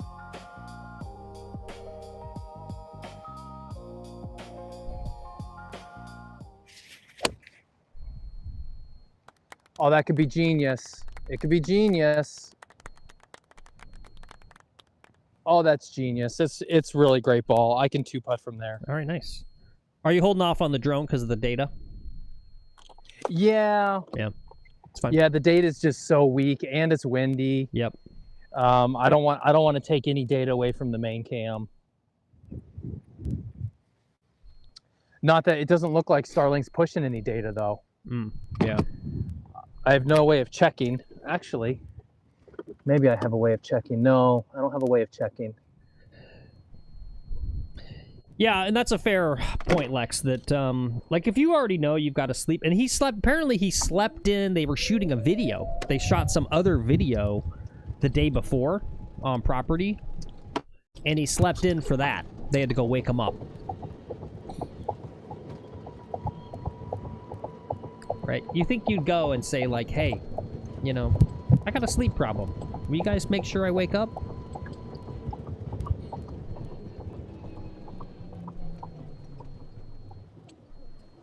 You know what no one's talked about that I appreciate on that video? You know what it is, Lex? It's on the editing side. Paige? No, well, yeah, I always okay. love seeing Paige. She's a nice, young, wonderful young lady who does not sell. Yep. She's actually just a golf person. She's not there to, like, sell her body for clicks. Yeah.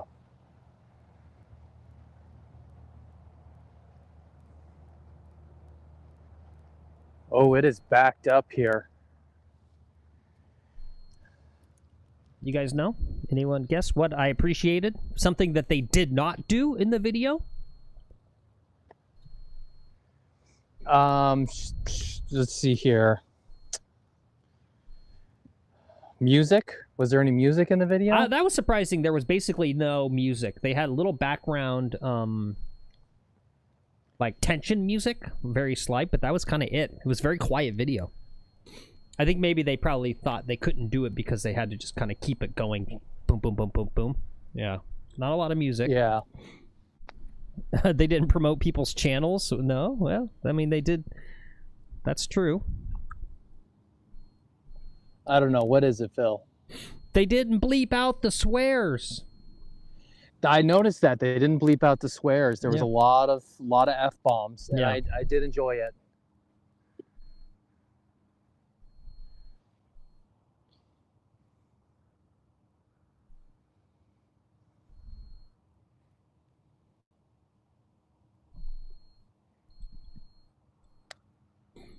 Getting the whole birdie time, birdie time. That's going to curve in. It did curve in.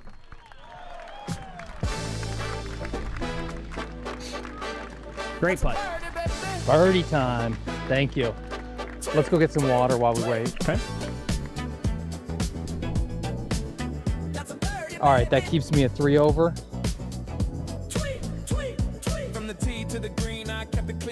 Even on the back 9. Yep. Yes, sir. Okay.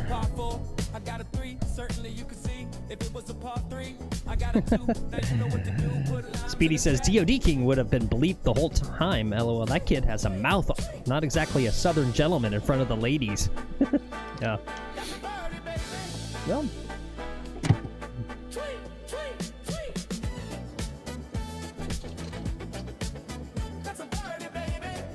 I don't know. He was definitely playing it for the camera, right? He was the only one kind of playing it for the camera.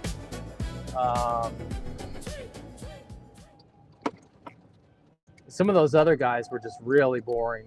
Yeah.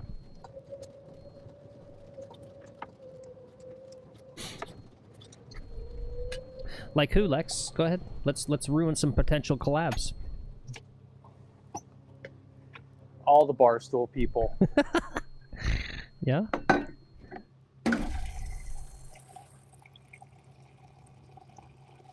Grant wasn't very exciting. Well, that's how, you know. He's the internet good guy. I mean, what do you want him to do? He has a squeaky clean image. He's got a. We didn't see a lot of. I feel like the Grant Horvat. No. No, we didn't.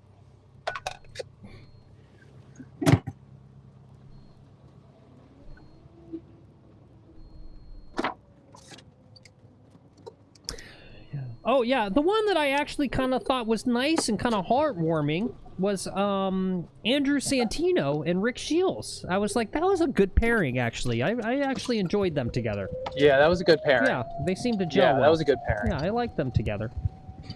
That was like an unlikely duo. And Andrew Santino, he doesn't have that good of a swing. I thought he would be a much better player, actually. He hits the ball decent. For being a comedian, I think he's pretty good. Yeah. He's not just a comedian. He has a golf show, though, right? Yeah. He's a golf YouTuber. Yeah. And so for a golf YouTuber, I thought his game was a little weak.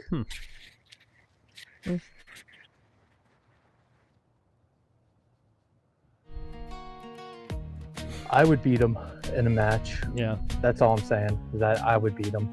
Well, yeah.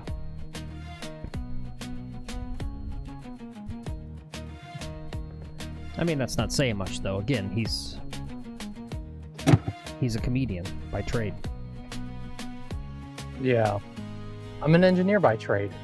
Yeah, I know, but you've been golfing your whole life pretty fairly avidly, blah, blah, blah. No, I haven't been golfing my whole life. Yeah. I just started. Sure, buddy. Went from a 10 handicap to a 2.9. I'm down to a 2.9.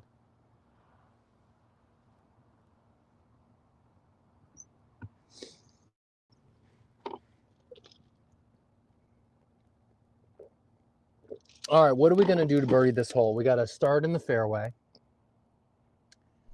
And then we're going to hit a 3 hybrid, I think, up there. Ooh, they should add Trump out there. I want to see Which Donald one? Trump paired with Sketch. How about that? That would be a good pairing. Yeah.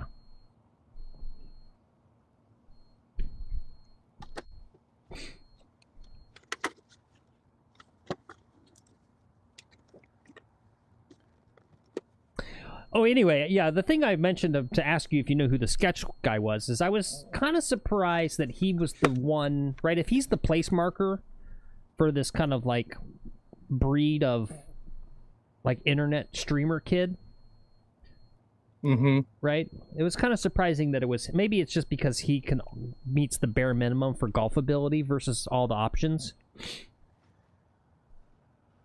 Versus Jack Doherty. Jack Doherty, I think, can play. Yeah, I don't know.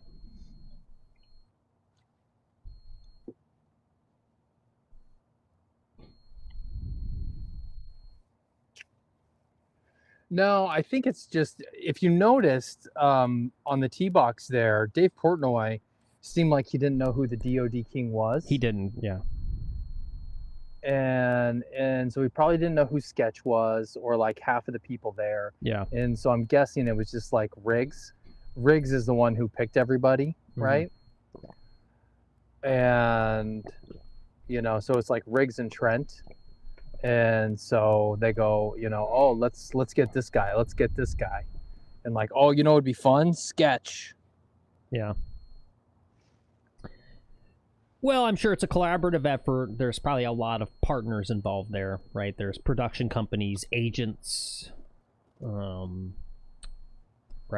I Gabagools. I would imagine there's Gabagools. actual producers, completely nameless people behind the scenes at both Bob Does Sports and Barstool. People you've never heard of that actually are the decision makers, right? They're the people that are signing checks, right? Yeah.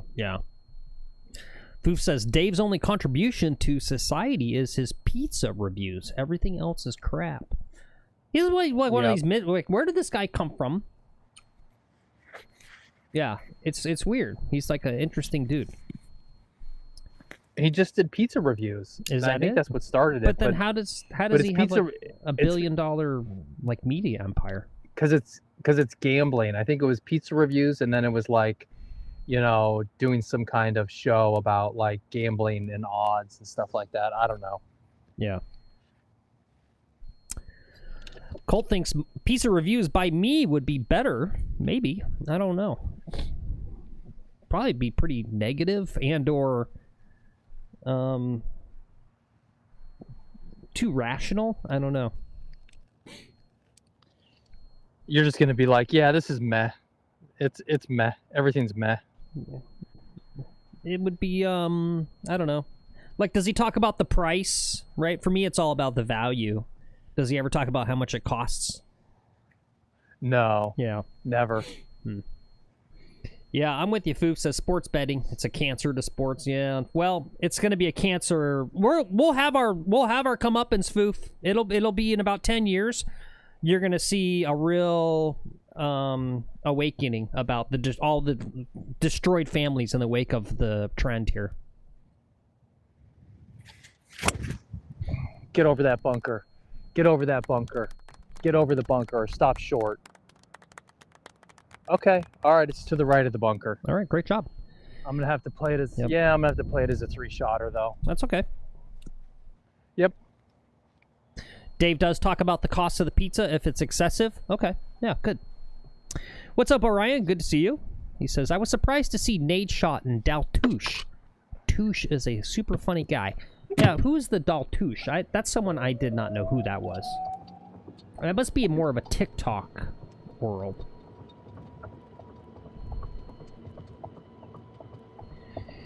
Yeah, no, that's what's gonna come, Foof. It's all the Gen Z families destroyed by sports betting. Yeah. No, we'll have a big... It'll come out here in about 10 years, right? Just the destruction that it's causing. He's a Call of Duty player, the Daltouche guy? Okay.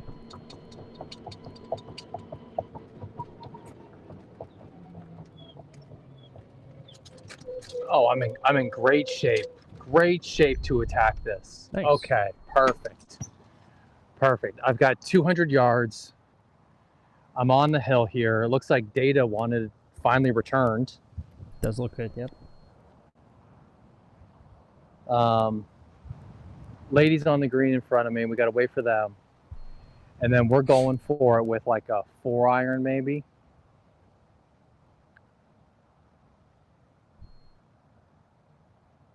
Just try to analyze what the wind's doing here.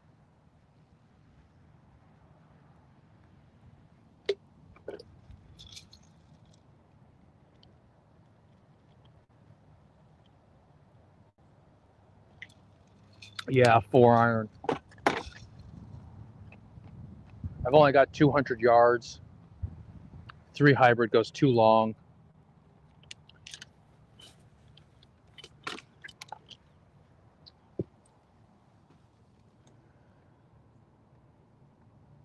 All right, I'm just sitting in the cart waiting here for a moment. I hate standing by my ball. I find that rude if someone's just like standing by their ball, waiting for you. Especially if you're not slow, right? If you're not slow, just sit in your cart, wait your turn. Oh, thanks, Justin. I appreciate that. Yeah, any nice things you guys want to say about my golf game right now is needed.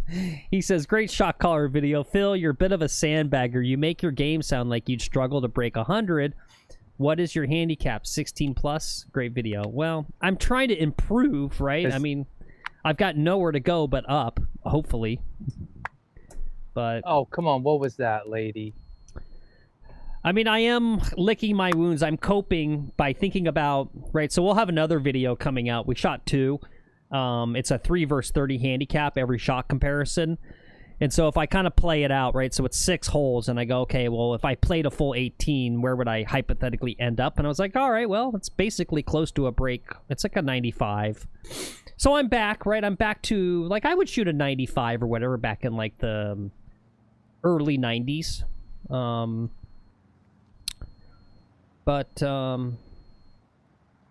you know, my thing is I don't really care, actually too much about the score. Like, for me, it's having one great swing, one great hit per round that I can kind of hang on to. And, you know, I muddled myself around the course to keep it reasonable, but, like, I didn't make good contact once. And that's kind of what really disappoints me.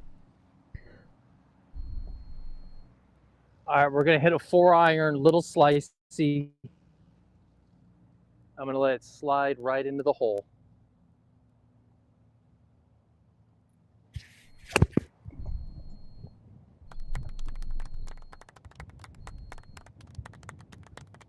I am in the bunker. Okay. That's okay. Not the worst spot. No.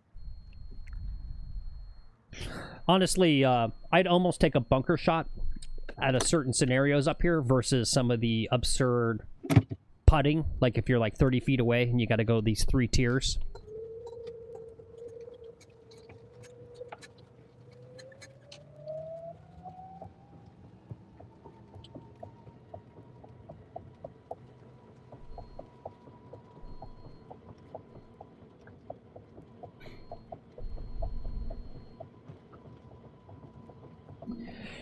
Oh, you know what, Lex? I realized we messed up.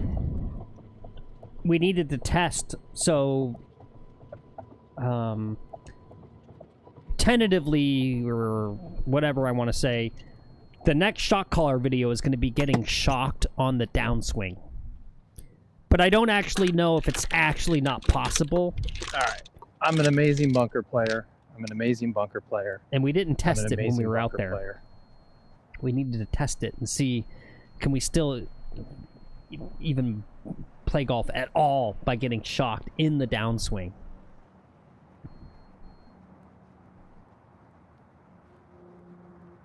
I'm going to leave you guys over here by the hole. Did you lose me? Hello? Check. still there, Phil? Nope. Yes, I'm here. Yeah, you can't hear me. The follow. I lost you in my ears. Phil hyperextends his arm and goes to the emergency room. Yeah. Oh.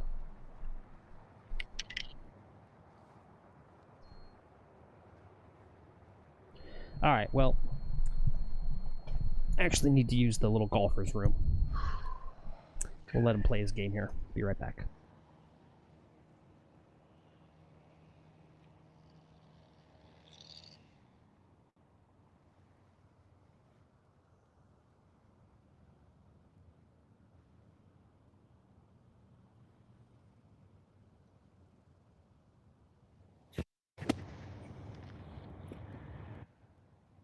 All right, I'm on in 3. I'll get a par.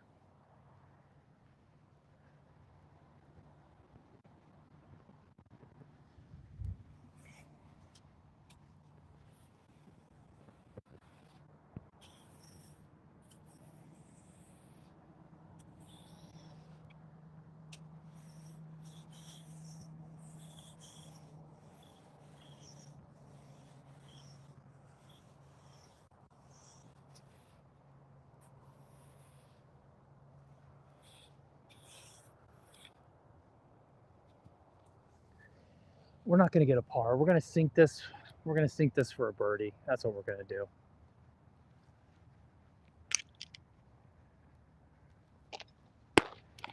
I got you back in my ears now, Phil.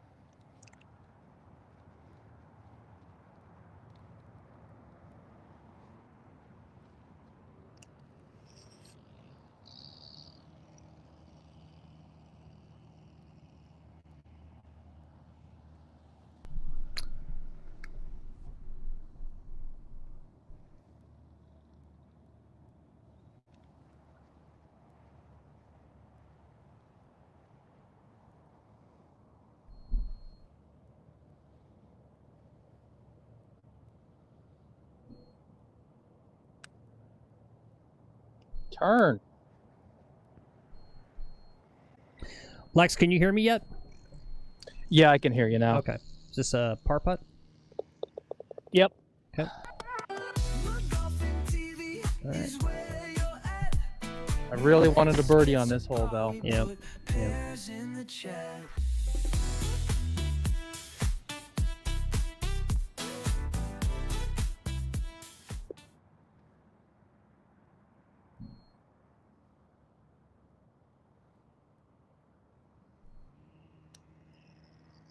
It goes that way, really?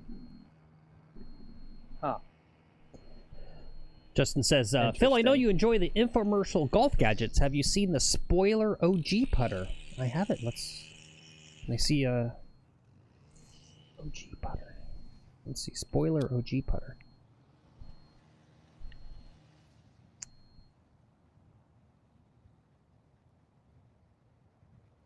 Oh, yeah, look at this thing.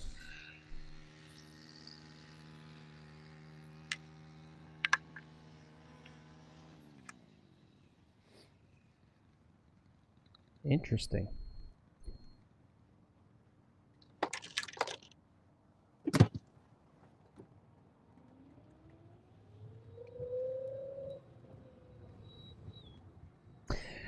Is the idea of this putter to ensure that you always get positive roll, or whatever you call it, right? Because, I mean, there's an easy fix for that, which is just put the ball slightly more up in your stance so that you hit it slightly on the upstroke.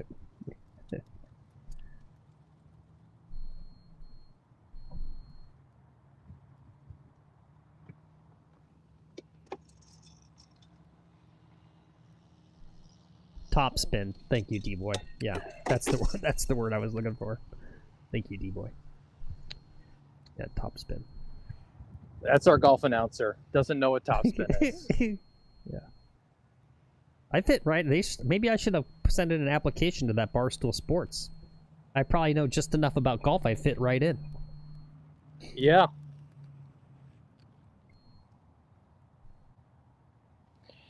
Except you're not in tune with the gambling, right? Because it's all about it's all about who you're going to wager on this next weekend. I can pretend. It's got a +2 parlay, 12 points spread. put it all on black, football, overtime. I really love the, I really love, the... Phil, do you know what a parlay is? Because I don't. It's when you're in a war and you want to talk things out between the both sides. You have a parlay. Okay. Is that the actual definition? I don't know. Isn't that the what Webster's? Isn't that what like Richard the Lionheart in Saladin did? Was a parlay? Oh, I have no idea. You're getting all bookwormy on us. And that's the thing is, you know the actual definition of a parlay, but not what it is regarding gambling. Yeah. Oh, maybe you weren't here. Low Golfy, I did answer. He says, I don't know if I ever got a straight answer out of Phil about converting to mallets. No, what I said, Low Golfy, was that I'm like the De Niro character in Ronin, right? You know, when Sean Bond's like, what's your weapon? What's your weapon? He's like, I don't know, it's a tool for the job, right? So, no, I'm not a mallet guy. You know, I'll putt with whatever's given to me. But I don't feel like the mallet is doing anything better or worse for me. It's a putter. I'm going to do the best I can with it. Sorry, I know, a boring answer. But I did say the 2-ball, I don't actually mind the 2-ball. I've changed my mind a little bit on it. What I like about the 2-ball is the head is definitely very stable, and I feel like it's a really great lag putting. Like, if you don't ever want to, like, really jack up your putt, but I just don't feel like I'm, like, deadly accurate, like I can sink things. All right, now stay short. Stay short. All right, that should be short of the water on the left. All right, great job. All right, Food Yeah, says I'm not hitting the ball. I'm off like 20 yards right now, Phil. Yeah.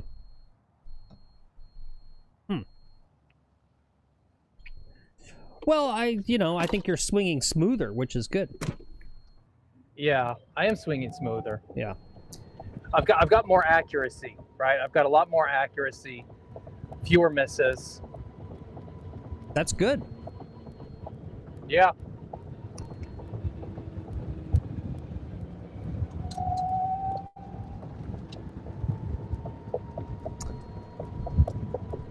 All right, let's see. And what's up, Eagle School Academy? Good to see you. Foof says a parlay is when you let your winnings ride. Okay. He said, but yeah, it's like a very risky multi-bet combined into one.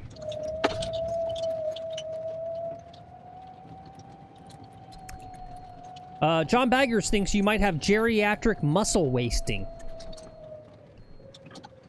Yeah.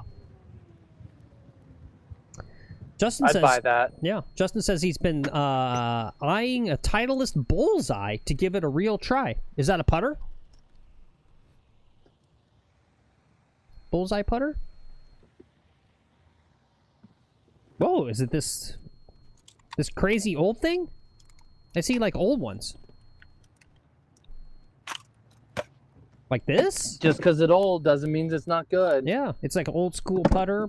Almost looks like what you get now when you go putt-putt. Oh yeah, Titleist verse 21. Okay, interesting. Yeah, okay. Cool. Yo, what's up, Garrett? Good to see you. Weighted brass, soft face. Yeah, Rod says they fly really good. Okay. Sometimes simple is better. Oh, good call. D-Boy says, yeah, you could go right and left with that. Good point. Right? Good little escape club, right?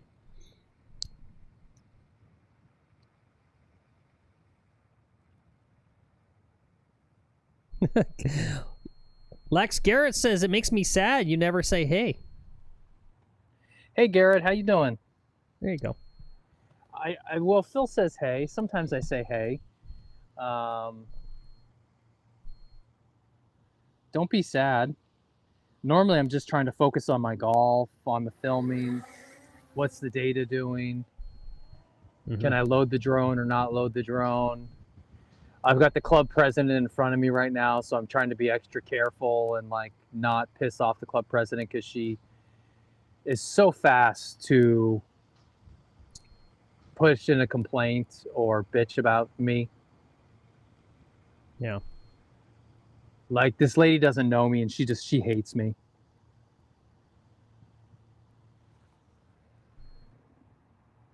She hates me because I was right about stuff. I was on a committee, and for our dining, our eatery, and they were gonna put escargot on the menu and do this like fancy French cuisine at a poolside bar. And I had some words. I said, like, this is pretty stupid idea. Like, who's leading? What's going on here? And she's a chef, so I'm guessing some of it was her idea that I was calling really stupid. All right, drone's loaded. Is it transmitting? Not yet, no. No, I didn't transmit. Okay.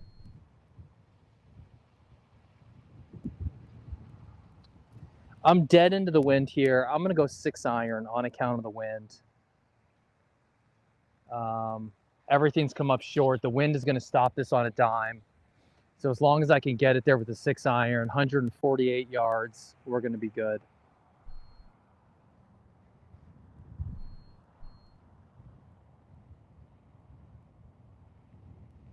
Let me know when that drone is good.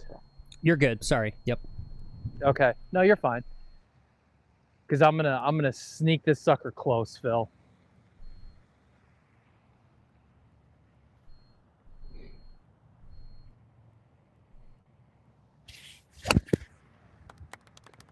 Nope, it's going right into the bunker. Nope, I'm on the green. I've got about as far of a putt as I can imagine. Okay. All right. Oh, see, now I'm concerned. And it's maybe what I predicted. Guys, don't go watch this. Stay with us. Here's their teaser, Lex. It's the thumbnail for episode 2, and it says "Comeback of the Century?" question mark. And it's got Luke Kwon front and center. And if that's the case, that means that the DOD King is out, not by his own fault, right? Because he's on the other team. Yeah. And if DOD is out and he doesn't have a chance to win by just playing great golf, because honestly, I think he's one of the best golfers there. That's just my opinion. I don't know if I care that much to watch. Right? And again, that's just like the problem is like everyone's coming for specific people that they're rooting for. And when those people are gone, it's just like, I don't know. Like, who else am I rooting for here? I don't really care about all these other people. There you go. Speedy says, I'll stay with you guys, but I need the drama in my life. It's okay. If you need to go watch it, you can go watch it. It's totally fine. I'm expecting the views to drop. It's a little past 1 o'clock. It's fine.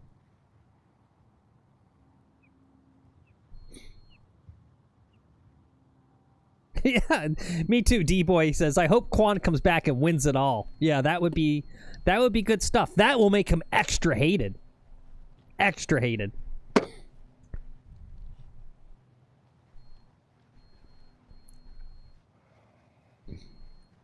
Honestly, I'm here for it.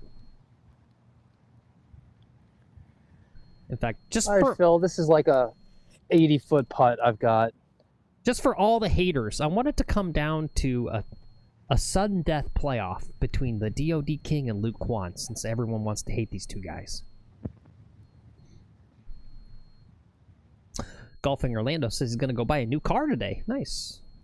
I recommend the Kia Sorento. Check out the Kias. Golfing Orlando. Great cars. Check out Chevy, too. Chevy's been doing good.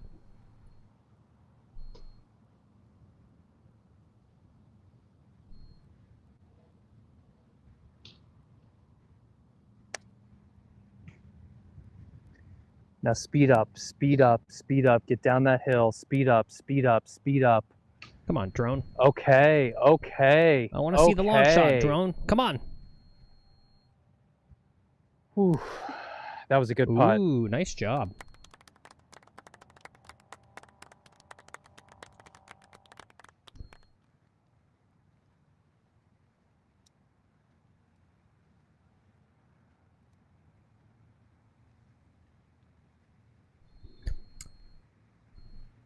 I think Foof says maybe backup. His backup ping I2s got to ping yesterday. Just had to fax them the release before they could start working on them.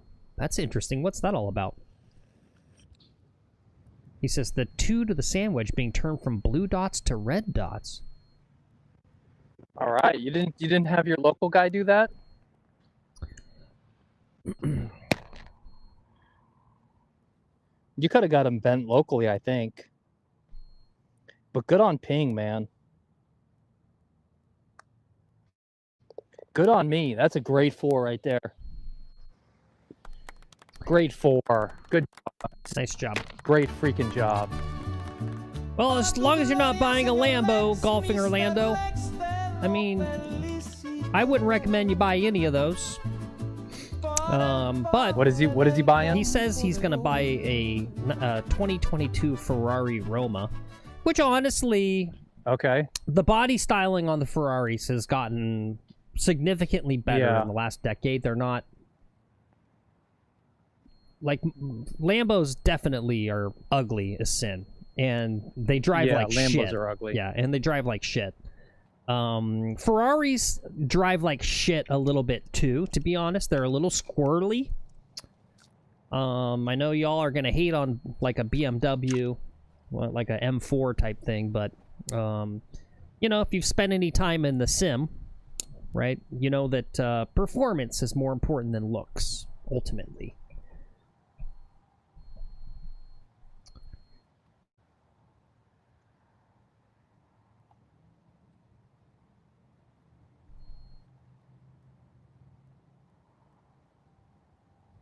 Speedy says, Phil, something tells me you don't know much about cars.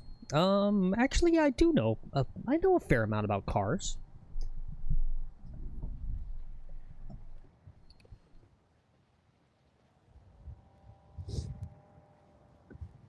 No, Lambos have so much horsepower and no weight. They're just squirrelier than hell. I would get a Lotus Elise if I were you. Yep.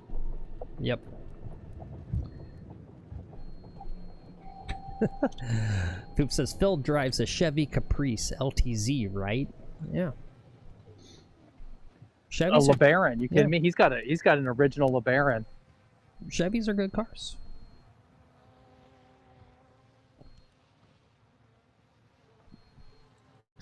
You know, Screaming Yeti says the Lotus is his dream car. Yeah, they handle like a dream.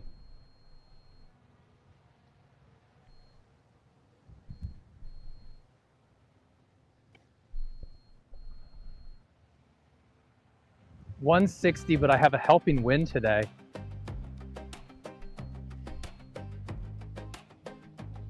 This might be an 8-iron or something. Yeah, I mean, if I had the money to buy whatever I want, yeah, probably a Lotus. It's just so much value for the performance.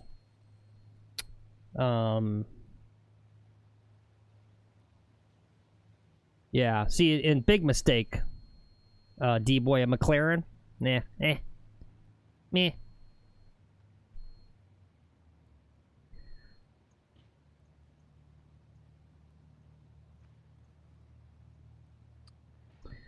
Thing too, I'd probably get a G-Wagon. Yeah, there's something about the McLaren.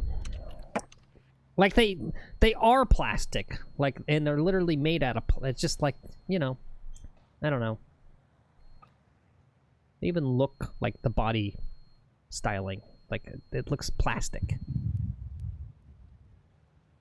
All right, I'm going soft 7, even with the wind behind me. I don't want to be short in those bunkers. Drone's loaded. Ace time. Nope, that's going left. That was crap. It's the right distance, though. Yeah, but it's going to be by the cart path. Good distance control. Okay. Just a pull left.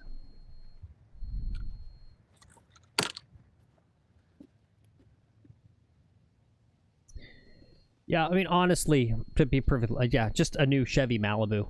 It's just, it's sort of the platonic ideal of car, right? I just want car, right? And it's like, you can get a Chevy Malibu or a Honda Accord or like a Toyota Corolla, but the problem is right, the Accord and the Corolla, if you will, are just like so overpriced at this point, right? You're gonna save so much money by getting a Chevy Malibu. And it's gonna be reliable, it's gonna be easy to repair because it's US. You know, the American manufacturers have gotten their act together over the past like 3 decades, so right, they just have the reliability with them again, all that. And right, you go buy one of these, you know, cars, these flashy cars, you literally spend half your life talking to some like 18-year-old dude bro at like the gas station who wants to talk to you about your car.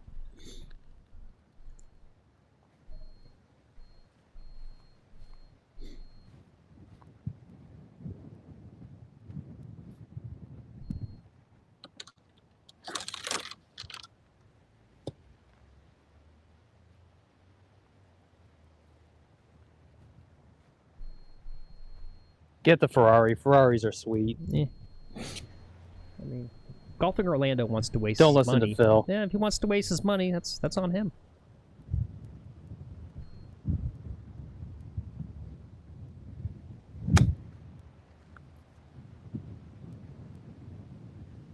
Not bad. Could have been better, but not bad. Drone's still loaded. Yep, good chip.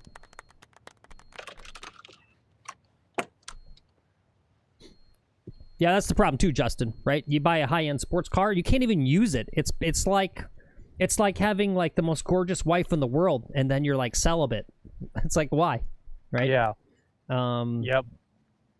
Yeah, no, you know, like if I'm going to buy a car like that, then I need to have like a membership at a track, right? I mean, I would only have a Ferrari is if I literally was like semi-professionally racing it. Right? Like if you ask me like what's my real dream, it would be to be in like the amateur driver in like whatever the GT class or whatever at the 24-hour Le Mans. That's like my ultimate dream, right? If I was ever like a rich dude, right? Like a super wealthy millionaire, like some of those guys, like the Patrick Dempsey guy or some of those other dudes, and they basically are so rich, they get to be the amateur driver at the 24 hours of Le Mans. That would be like that'd be like my bucket list of ultimate experience.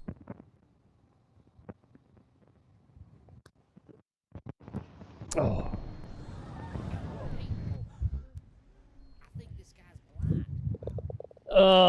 Bogey. Okay. Hardest part 3 in the course.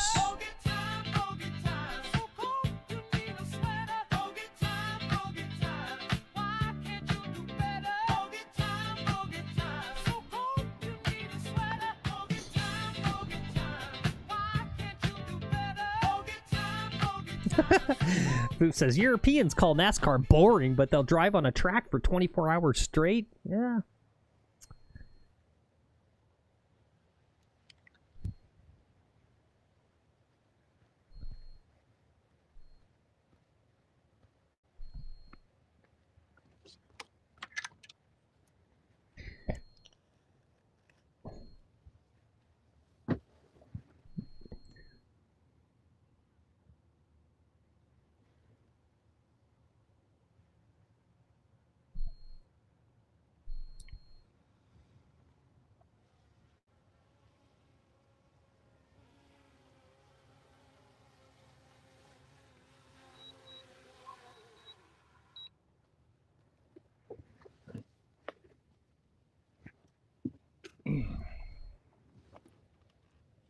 Oh, should I hit into the club presidents on this next shot? No. Don't do it. Yeah, sorry, no Miata. Again, well, I would get a Miata to race it, right? That's maybe one of the most popular, most accessible, like, amateur circuits, right? Is the MX-5 racing, and those are fun, right? I mean, everyone's got the same car, right? It's all that class, same class, right? Like, that would definitely be a bucket list, right? To be in a, like, an MX-5 race at, like, Laguna Seca, and that kind of stuff. That would be pretty damn fun. They're fun to race. Yeah.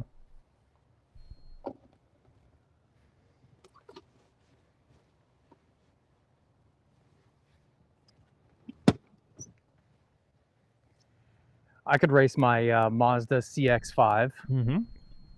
Those would be fun. Yeah. Damn thing would roll over going around a corner, though.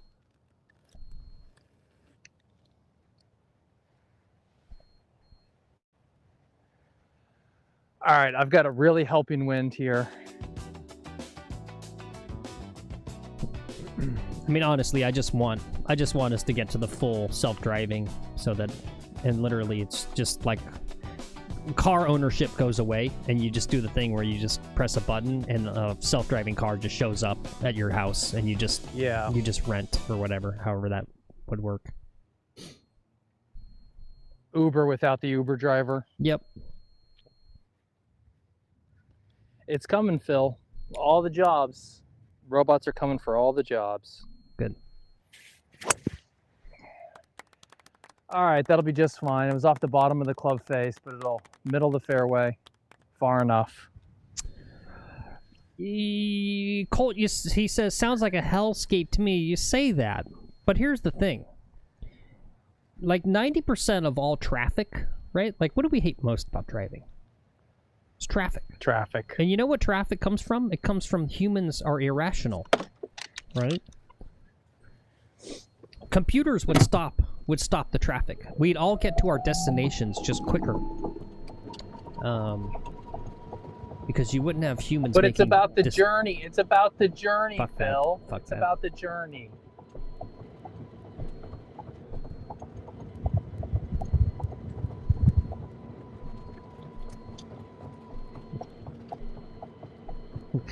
Foop says Phil's ideal world is driving Miss Daisy. Okay. Justin says Phil is a Davos one world government guy. Yeah, kind of. I kind of admittedly am. I'm fine with it. Yeah. Foop says getting there is this half ball the rolled fun. out for days. Is it? Is getting there half the fun? I mean, it is if I don't have to do anything. I can just be on my phone while the car drives itself. Watching the Internet Invitational. Mm-hmm. Yeah.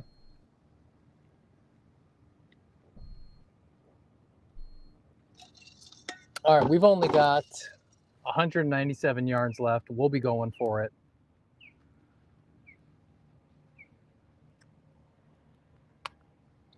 Phil, you want to do a commercial break? The group in front of me is still hitting their approach shot, so it's going to be just a minute or two. All right.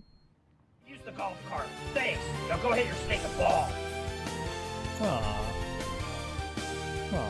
The golf course can be a really dangerous place. Hi, I'm Alan Slicer, and I'm not just talking about the angry golfers. Every day we hear more and more about very rude and dangerous wildlife. That's right, and I'm Bruce Slicer. A bird might try to steal your ball, or a snake is blocking your putt line, or maybe there's a punk squirrel is looking at you wrong. And unfortunately, you're forced to take action. Now we all know it feels very satisfying to put that animal in its place, but you might also catch yourself a felony charge. You see, the government considers many of these animals federally protected. They say they're endangered. You know what's really endangered? The golfer's God-given right to total unrestricted freedom. Now listen to this totally unscripted paid testimonial. I went to go make my putt for 2 seconds. I came back and my Uncrustable was gone. Some bird took it from me, so I went and I took care of them. Now they said I killed the last of the species and I'm in big trouble. I got federal charges now. I called Slicer and Slicer. And what they did is they went and they found all these marital infidelities from these judges and prosecutors.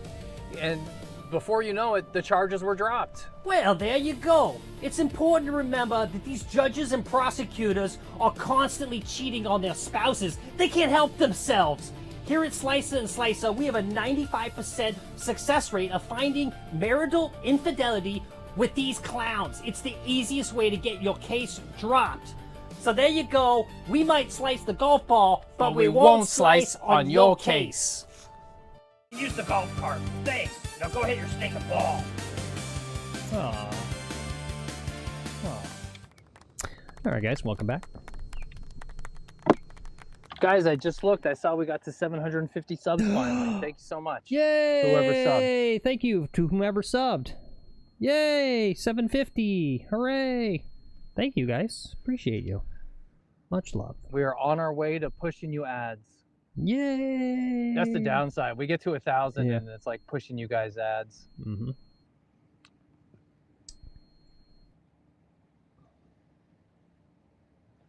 But that means we get ad revenue, which is going to be really helpful. Garrett says, "Where the f did y'all film that LMFAO? LMFAO? Schwartz? What do you mean? It's green screen. Are you talking about the law office in the background? It's called a green screen. Is one of the greatest inventions. I love anything with a green screen. I just like so much fun."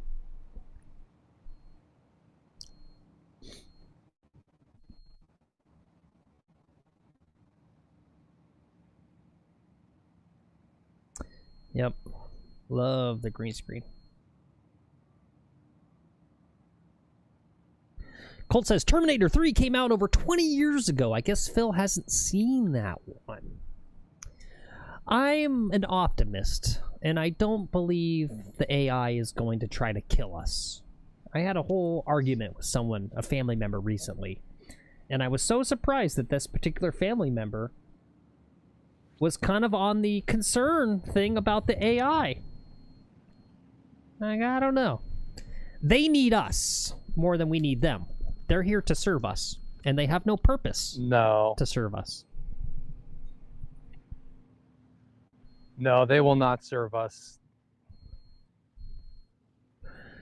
Yeah, Foof says, don't watch any Terminator movies after Judgment Day. Trust me. It's so sad. It's so sad that they bungled. You guys want to talk about that? I've seen, I think, all of them. Maybe not the very last one. Yeah, I haven't seen the very last one. But, and I get it. It's like, what... They just shouldn't have more sequels, because, like, what else you could do? Yeah. Yeah, the story ended after Judgment Day. Everything after is fan fiction. Yeah.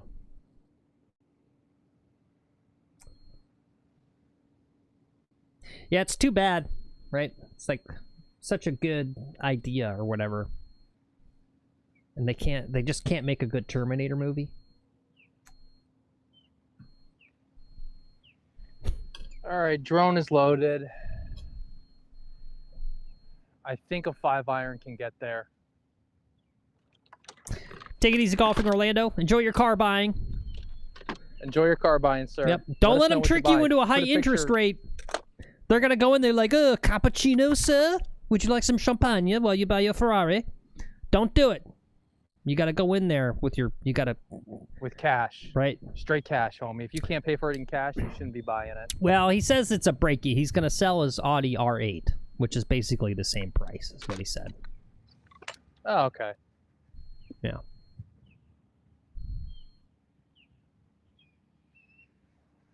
All right, I'm going to go for the 5-iron.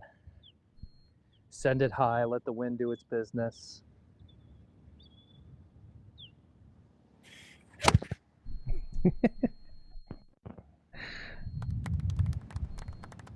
What is that on the... And I'm in the bunker. What is that on the green? Must be a leaf. There you go. Justin says, go for the undercoating. Yep, make sure you get that undercoating. Yep, get some racing stripes. You gotta get some flames on the side. It helps it zoom go faster.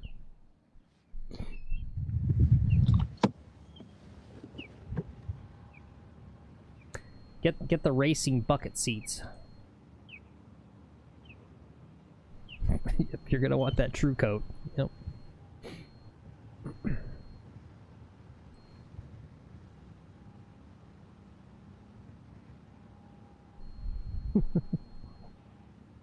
There you go. Yep, strap a nitrous bottle to the side.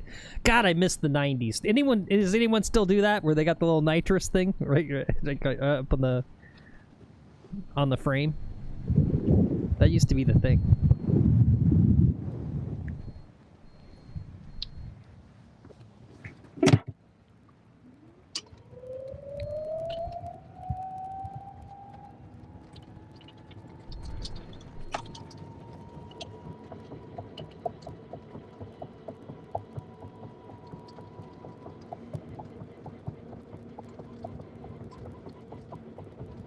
Yeah, it's actually no joke. D-Boy says, yeah, seriously, you do need the undercoating. He just sold his 2012 Infiniti G37X this year. Everything was great, but the bottom was rusting out because of the winters and salt. Yeah, yeah.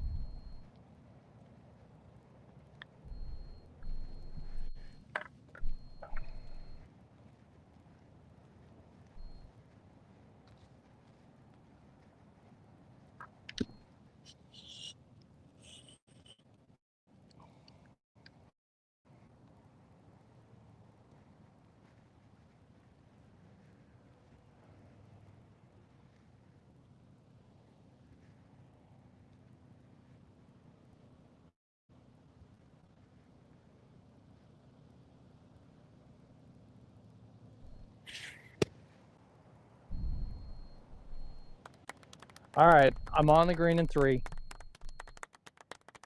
All right. Good job. Good bunker play today. Yeah, it's much better than it has been.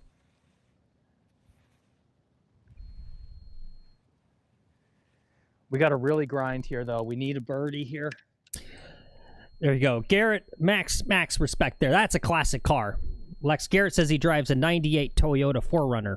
That's a classic vehicle. Yeah. Yeah. Sucker will never die. Yep.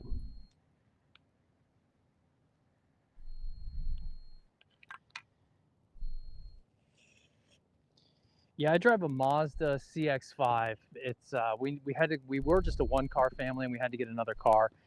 And I did the research on just what's the most reliable car of kind of newer cars, and the Mazda was like one of the most reliable cars. Zoom. Zoom, that's right. It's just got such an older engine design, like, you know, they've kind of worked out the kinks by now.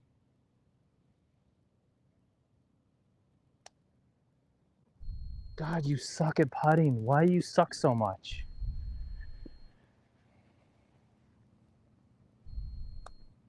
All right, that's a par. Okay, it's a good par. Yeah, it's a good par.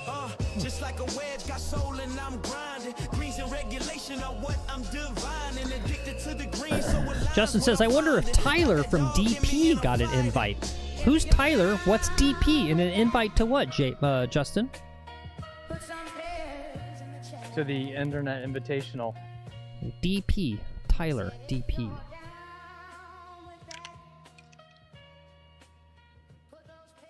Dude Perfect. Ah. Yeah, they left off the Dude Perfect guys. Yeah, no Dude Perfect. And that would have been a really strong contender to put up there, honestly. Like, my kid, my 9-year-old, loves Dude Perfect. Okay. She was watching them do like a golf. So my 9-year-old was watching a golf video the other day, and it was a Dude Perfect video. Interesting. And it's where they play golf with like baseball bats and soccer balls and stuff. And I told her, I was like, yeah, honey, we've done one of those videos too. Yeah, she's like, young. Yeah. Young And she's like, oh, did you? Yeah. Like, they did it first. Yeah. And I was like, okay, sweetheart. Oh, free golf ball, Phil. What's up, Mr. G? He says he drives an Australian car. That's cool. I didn't know they had cars in Australia. I thought they drove Free golf kangaroos. ball, Phil. What's it going to be? Callaway.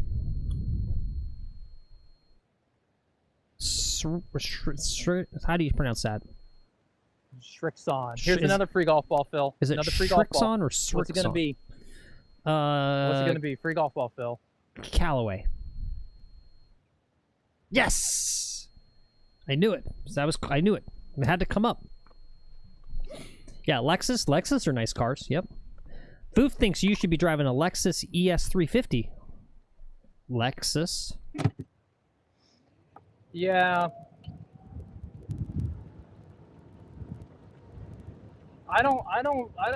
Don't do well with like luxury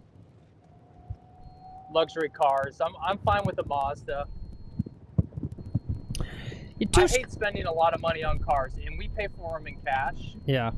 And so paying like 60 grand for a car, I can't write that check ever. Mm-hmm. Yeah, you know that it's too stressful too, because like now every time you're in the freaking overcrowded Trader Joe's parking lot, you're in the store and all you can think about is like, is my car getting scratched up right now by someone in the parking lot, right?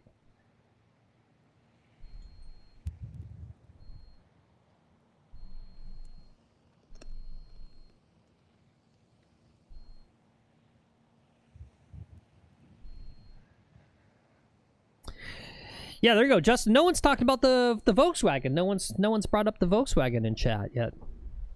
Because the accelerator, I looked at the Volkswagen, but they have this hiccup where they don't accelerate right away when you hit the gas pedal. Yeah, they do have a weird thing. It takes a second, and I hate that. Mm-hmm. All right, I'm going 7-iron, 125 yards. Yeah, I'm with you. Garrett says Kia Souls are the GOAT. Yeah, Golfing Orlando said he's going to buy a Ferrari. And I was like, check out Kia, man. Check out the Kia Sorento. He was like, no. I was like, what?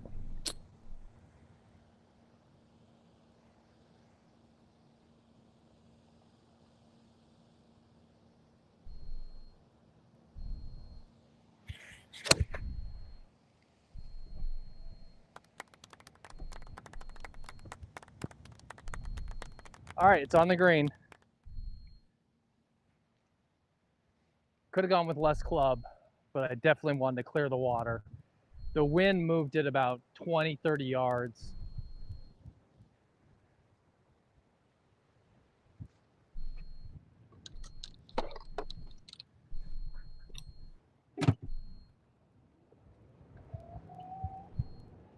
What collector card do you have, Mr. G? He says he wishes he never sold his collector card before COVID.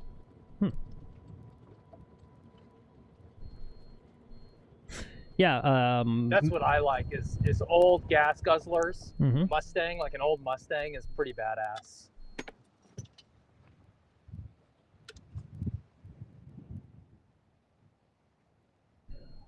Yes, there is, Garrett. Golf course picks in the Discord. One of the sections there is golf course picks.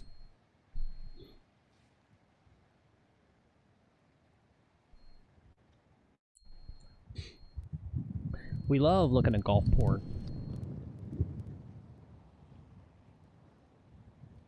That's a classic. Colt says you should get a 91 Suburban. Yeah, it's a classic car.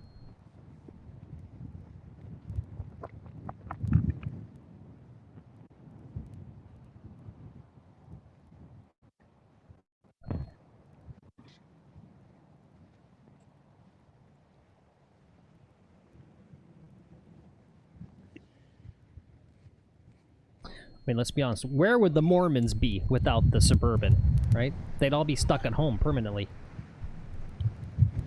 Literally provided mobility for an entire religion, that Suburban. Hats off to them.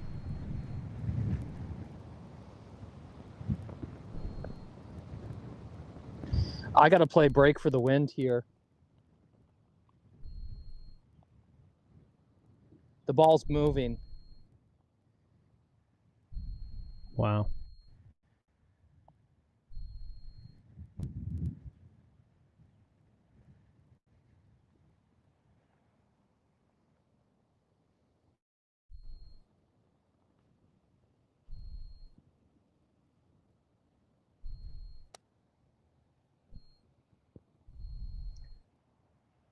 Keep rolling. Keep rolling. Wow. Great. Okay, Yeah. not bad. Good job. Not bad. That was really good. I thought it was going to be well short. Yeah, that was really good.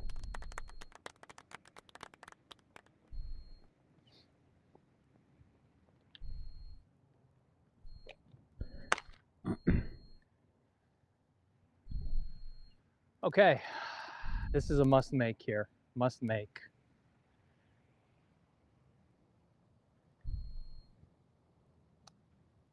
Oh, Gotcha. Nice job. Gotcha. Good grind out. The par threes were giving me trouble today. Dave Christ says, did someone mention the Citroen Palace?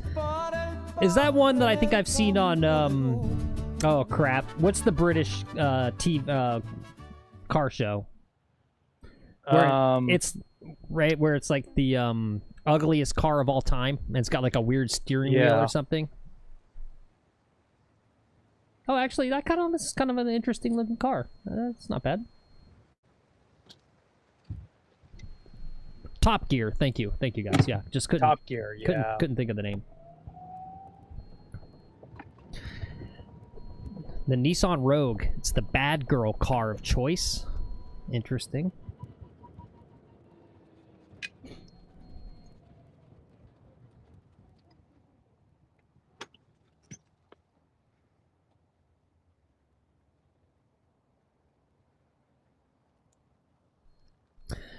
Karen says an ugly car is the Edsel. Yeah.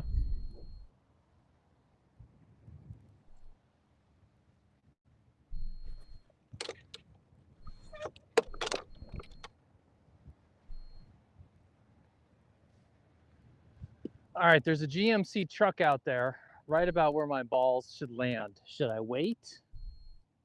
Cool. Got some sort of car promotion going on here on the golf course. No, it's some worker. It's a worker working on the pumps or something. That's what your club should do. The group. Your club should have like a hole-in-one win a car thing. They can put it on the green or whatever, or put it on the little floating island thing they do, right here in this lake. Yeah, that would be interesting. That'd be cool. Except like we get a fair amount of hole-in-ones around here. Yes, the Pontiac Aztec. Yes, that's an ugly car for sure. PT Cruiser. That's ugly too.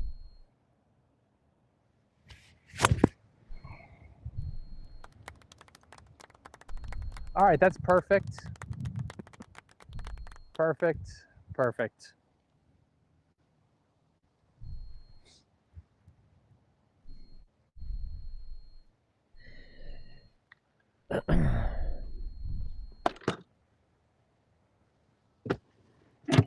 Let's go find a birdie.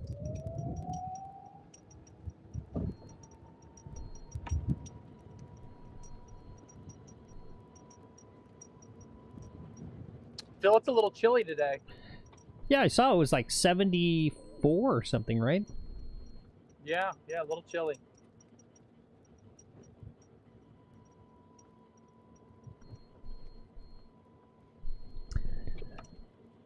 How do you feel about the Volkswagen Bug?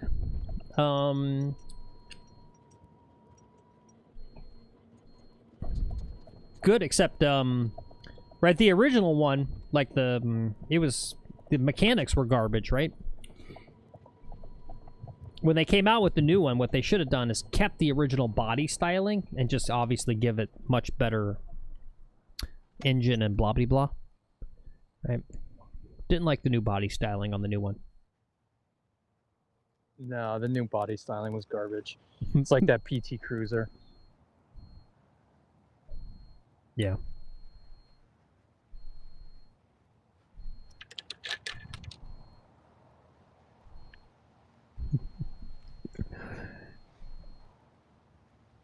Yeah, look, it's below 80. It's cold, okay? It's cold for us.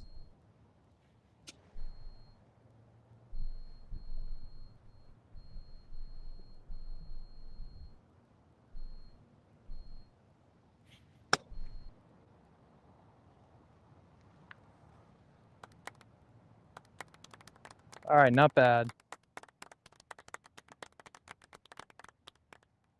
What's up, Bob? We got Bob Hensel's new chatter. He says, what tees are you playing?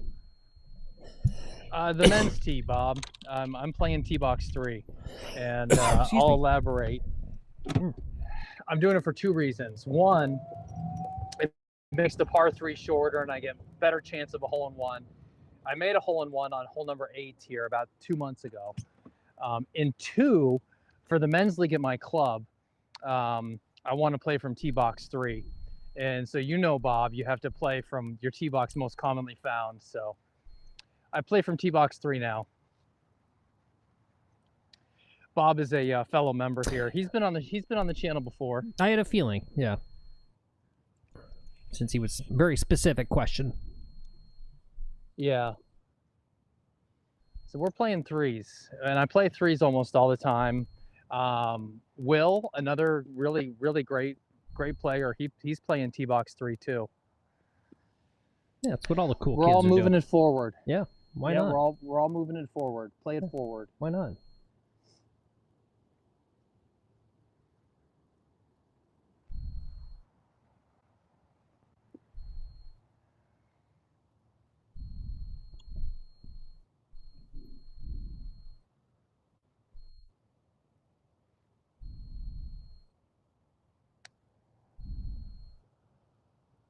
Fucking got it. Nice. Got it. Beautiful. That's a 3. There we go. All right, birdie the last 2 here. Good job. Looks like we got you even par on this back 9. It's pretty good. Pretty dang good. Yeah, I got to try to shoot that, keep it low. Foos asking, is Bob one of the wise guys? Yeah, what's your former career, Bob? Were you in waste management or in concrete somewhere in the New York, New Jersey area?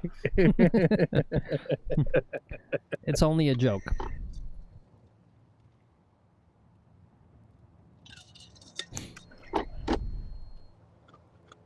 All right, we got some waiting on the tee box in front of me, Phil. That's Mr. Citrus right there. So back to 3 over on the round. Take it easy, Justin. Thanks for being here. He says, all right, back to it. Finish strong. Thanks, like Phil and Lex. No, thank you, Justin. Thanks for being here. Thanks for taking part. He says gold bar, Bob. Nice. Walk right up like, hi, nice to meet you, Mama Cedar. I'm the kind of guy that's got limes, Miss Senorita with my Yep, D-Boy says, nice chit reference. Was it a chit reference? If not, but still good, yeah. I watched that Chit Halloween special. Man, that thing was hilarious. Yeah, I haven't watched it yet. It's good. I'm so glad to see that. I've talked about that. It's crazy to me that there aren't more kind of straight comedy shows on YouTube, because you can basically you can make a whole TV show with just a couple iPhones at this point, right? And yeah, you don't need some crazy production budget and all that sort of stuff. You got to be funny though. You got to know how to write. Yeah. Which no one in my generation knows how to write. We know how to use computers, but we don't know how to read or write. Mm-hmm. The education system kind of did a thing. I didn't think you meant it. I thought you meant write as in like a quality comedy writer. You meant literally basic literacy. Yeah, basic literacy. Basic literacy, and also yeah. just comedy. Yeah, both. Yeah, there you go. D-Boy says, yeah, it helps to be in the groundlings. That does help. Yep, that certainly helps.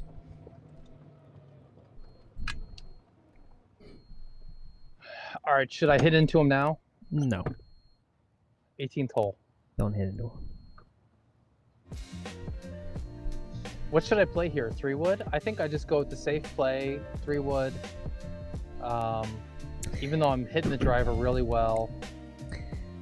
It's not getting worse, little golfy. That's your recency bias. We talked about recency bias, remember? Recency bias is when you first notice something, the brain tends to think that it's also a new phenomenon. I can tell you, little golfy, that you don't remember, but if you did remember, you'd remember back when you were in high school, about 40% of all of the kids were functionally illiterate back then, too. Yeah. It's not getting worse. True. It's just the same. The only thing that's different, though... Sorry, go ahead. like it was a stroke of luck that I picked engineering for a job, for a degree, because like you didn't have to read to do engineering. It was all just formulas and graphs and practical stuff. And so yeah, I can be like a really poor reader. I'm surprised my wife doesn't say things like when I'm reading my children's books sometimes, like I can't read Dr. Seuss. That guy can get the fuck out of here with those words and all his bullshit. Really? Like I just straight up can't read them. Yeah, it's too hard for me. Well, no, see, you got it wrong. Lil Golfy says, I know you're a teacher. I knew you were gonna fight me on this, Lil Golfy. He says the kids are getting dumber. I went to private school and we all went directly to college. Well, you went to private school, so you didn't go to a public high school. I can tell you, Lil Golfy, I went to public high school. 40%, if not more, of my peers were functionally illiterate. You know who I blame? I blame the teachers. Yeah, yeah.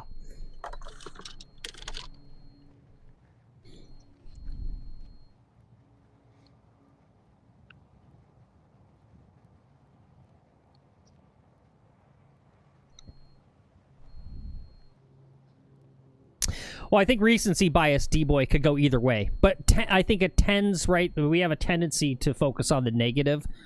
So I think when people are talking about recency bias, it's usually... Right? So, like, people think it's, like, not safe to, like, be out after dark in U.S. cities right now. And just statistically, it's just wrong, right? Like, you can go look at the, like, for instance, the murder rates in New York, right? Are historic lows. New York has never been a safer place to live. But that doesn't sell news broadcasts, right?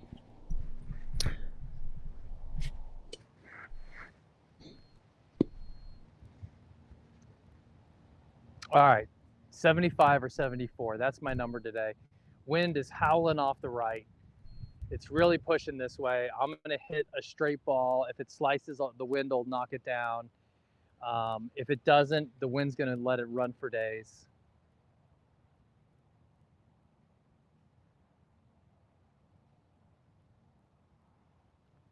Just letting these ladies get a little further up there. Take it easy, Lil Golfy. He says, good luck. Gotta go teach these dummies. Good luck. Don't say that, Lil Golfy. Come on. Come on. The kids are fine. Everything's fine. I don't know, Phil. They use ChatGPT now, and just you don't have to think that hard anymore. You know, you can get answers and really high quality answers really quickly. Yeah. Without doing the work, right? You get the information, but without having to do the work. Nobody was doing the work before. All right, fair point.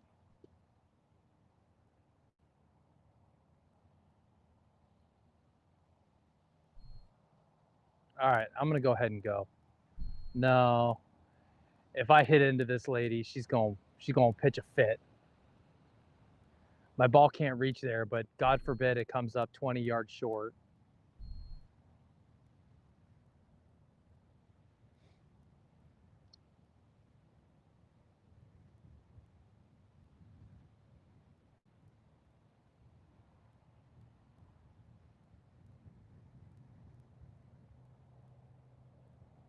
Okay, we're good to go. 3 wood.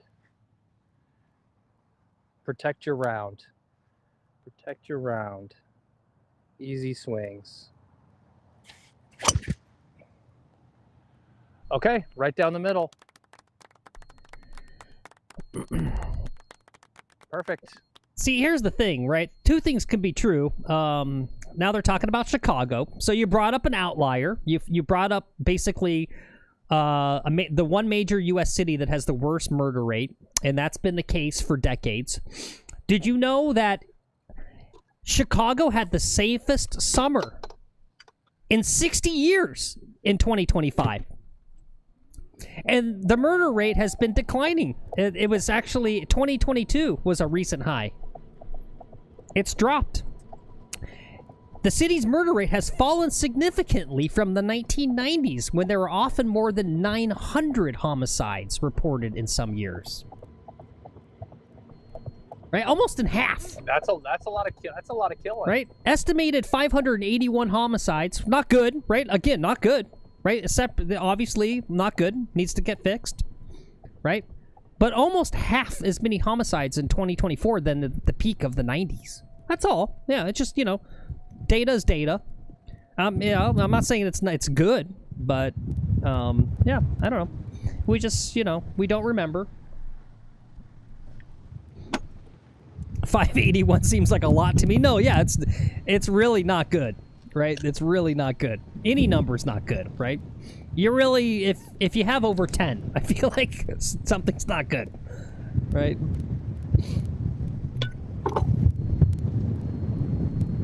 Right, you've got some countries out there that have like 10 for like the whole year in the whole country. For the whole country, yeah, like right. Sweden and Norway. There's like no murder. Yeah. Yeah, progress. Yes, Foof. There you go. We are making progress. I'm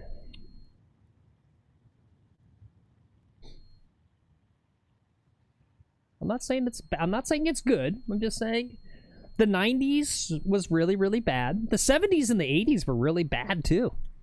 Country was in a really bad spot.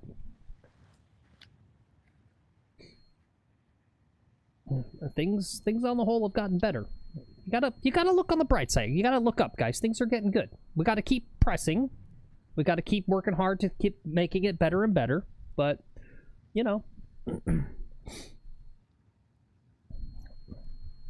that's my thing with the education too, right? I think kids are actually getting smarter. Like, Lex, let's be honest. At your elder daughter's age, is she not smarter than you and I were at that age? Yeah, she is. Okay. Yeah, she is. But she goes to a good school. Yeah. I don't know that we went to a good school. All right, 150. I'm going to take 7 iron, slice it into the wind, get it in the hole. Birdie time. Goosh, maybe I need a 6 iron for this. Yeah, Bob wants to know, what's your yardage here? 145. Okay. And the wind is just whipping. I'm going to try to draw it, use the wind. No slice. We're going to hit the draw.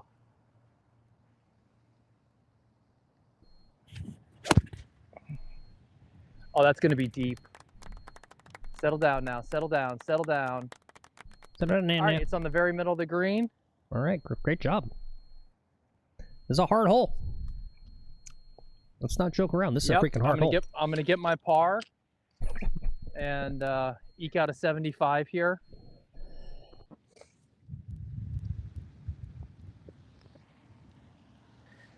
Oh, bless you, Phil. Yeah, I got something in my throat. Is that the monkey bites? No, monkey bites is nerve endings on the skin. Oh, okay. I had little coffee grounds in my coffee, I think, that went down the wrong throat.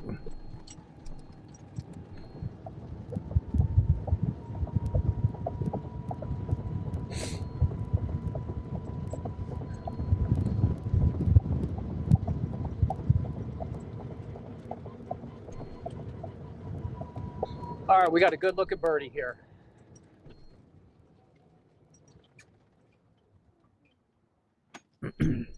One week from now is men's opening day. Guys, I don't do stock markets. Excited. What's the good stock market? Bull or bear? I'm bullish, right? If I'm positive, I'm bullish. Is that right? Yeah, you're bullish. Yep. I'm also bullish on the future of golf. I look at all these young kids, right? And they are the vast majority, right? There's outliers, there's bad kids, right? What's going to happen? We all see it because it's on the internet. These kids, they're so nice. They're so respectful. They play really good golf. They got good swings.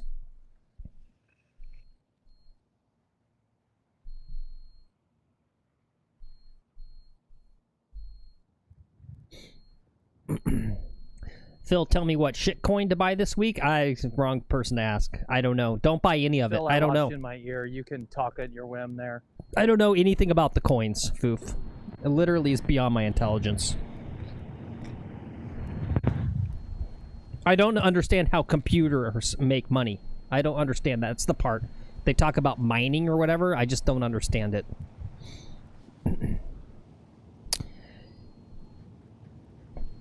Speedy says, Jesus, I saw that full video of that Ryan Whitley guy ripping Kwon. He ripped Kwon a new asshole. Kind of pissed me off. Yeah, that was thought I saw it. I thought, but it was a little much. Like, dude, I mean,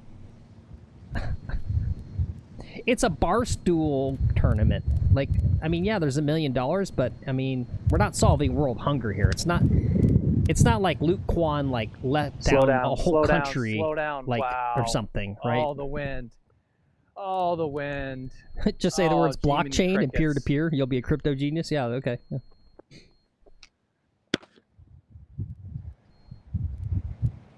All right, you're the king of the 10-foot comebacker. What's up, Guitar Golf? Yeah, controversy. Good. Ooh, that's a good one. Good one, Guitar Golf. Yeah, controversy. John Packer. Right, this Luke is Kwon did 9/11. Into Yeah. the grain, uphill. You can hit it. Don't be too afraid. And just sink it.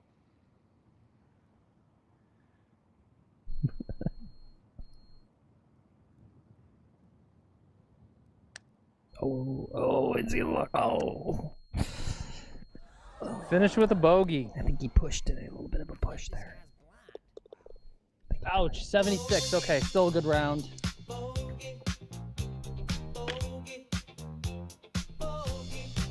Not going to help my handicap any, though. Yeah, he's no. Yep, if only he had. Yeah, seriously.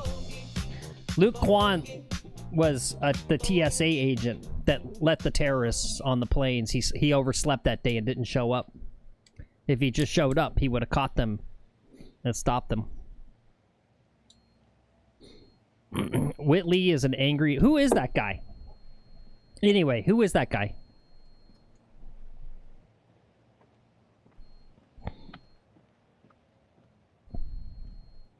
Yep, GG's to you guys. Thank you, D-Boy. Yep.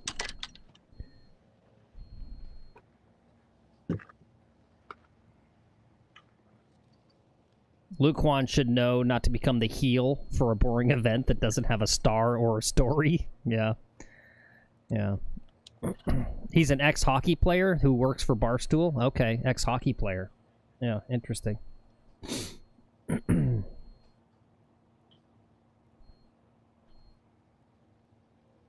I mean, is he really like that? Is it just it's an act, right? It's why he's hired, right? To pretend to be like a rude, mean person.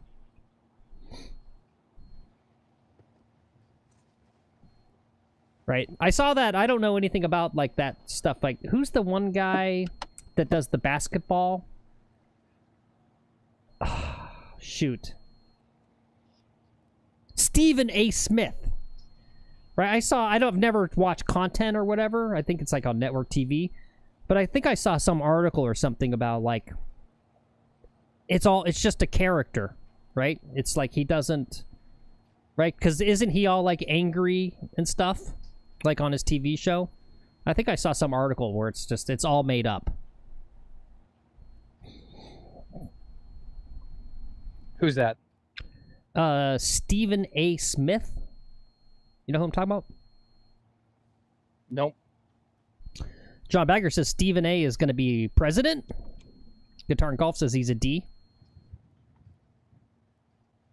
Yeah. I thought you meant junior because he skipped the Internet Invitational. Well, no, that guy's in it, right? J.R. Smith or something? He played well, right? That was the one guy that played amazing. The NBA is all under investigation right now. Oh, yeah, because, like, the referees are all cheating and gambling, right? Yep. Yeah, great. And the Gambling. players. Yeah. And the players are gambling. Oh, right. I saw like rigged card games or something, right? Yeah. Yep. Gambling. Good stuff. Oh, and I really didn't want to. I didn't want to go in on this. I know I shouldn't do this. This is my thing. So here's the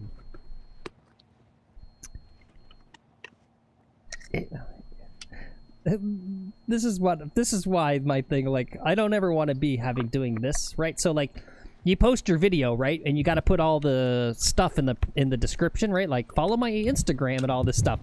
Like, this is what I don't ever want to have to. Like, okay, I'm going to post my video, and then I have to put this in here. Gambling problem? Call 1-800-GAMBLER. Like, look at this. Look at this about all this crap about gambling problem, right? Can you imagine, like, yeah, I'm just, I run a golf show. We're doing golf stuff, but we got to put, like heroin addiction? Call 1-800-STOP heroin. Just like, okay, all right. Like, I don't know. Like, if ever I find myself in a world, golfing addiction. Phil, that's a commercial right there. Golfing addiction. Yeah. I don't know. It just like, I don't know, like, who the producer, who the tech person is when they're filling that stuff out, and they kind of, do they ever pause and go, it's kind of weird. Didn't think about when I was in grade school that I'd be like uploading YouTube to content on YouTube and be like making sure you put like gambling addiction. I never thought my life would take that turn. Yeah. Phil, I haven't lost a ball in like a couple of rounds now. Didn't lose a ball today. Oh, I see what you're saying, D-Boy. J.R. Smith, American former basketball player. This guy was supposed to be in it. This was the guy who couldn't make it.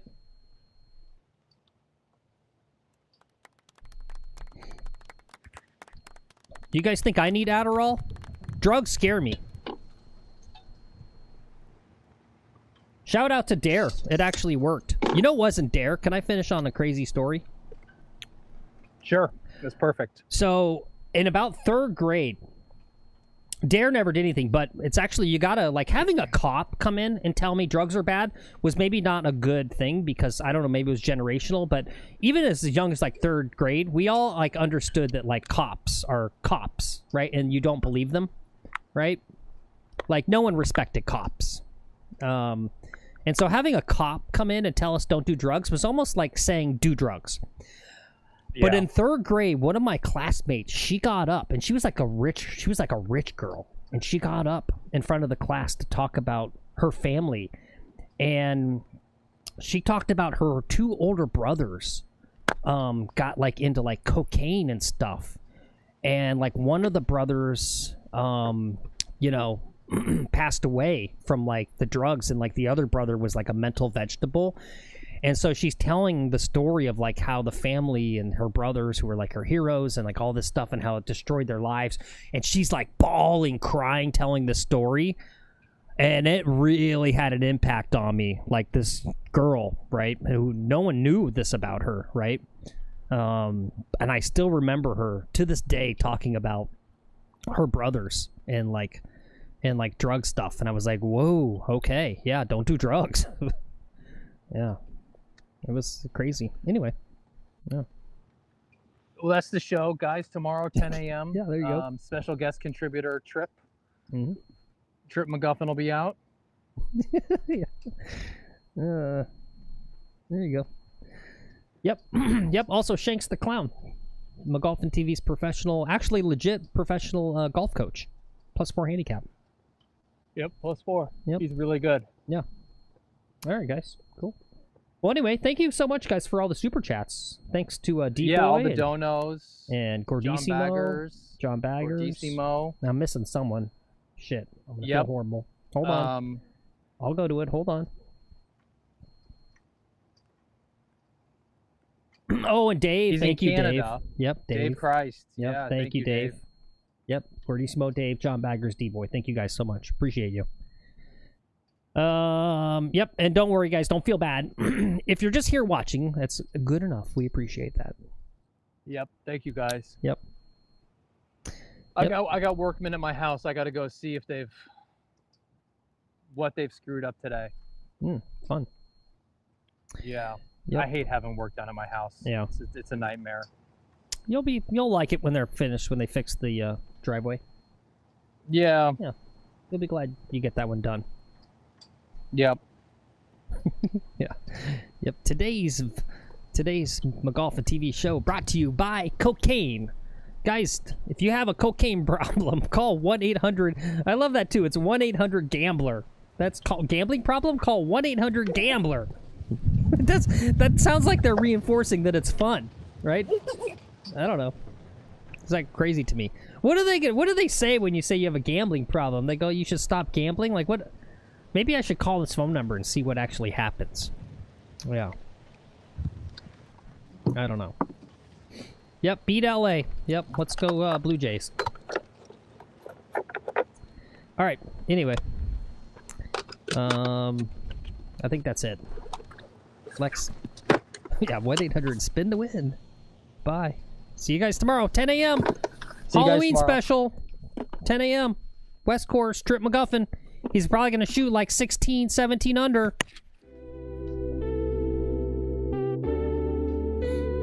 Yeah, Chris. You want to bet if you've got a gambling problem? Yeah.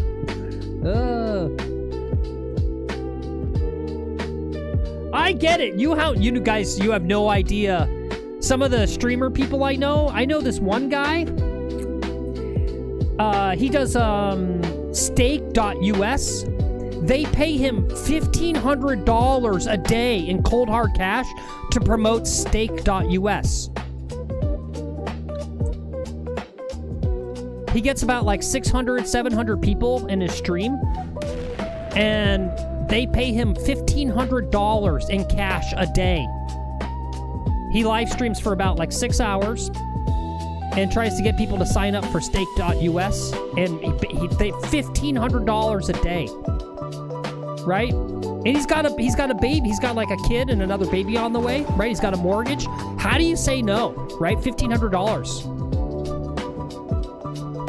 So I kind of get it, right? It's crazy the amount of money that these gambling websites are throwing at people, like content creators.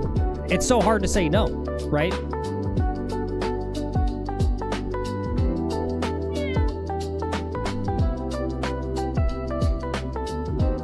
Like, straight honesty, like, if they came to us and said, all right, you know, I'd say, look, I'll do it.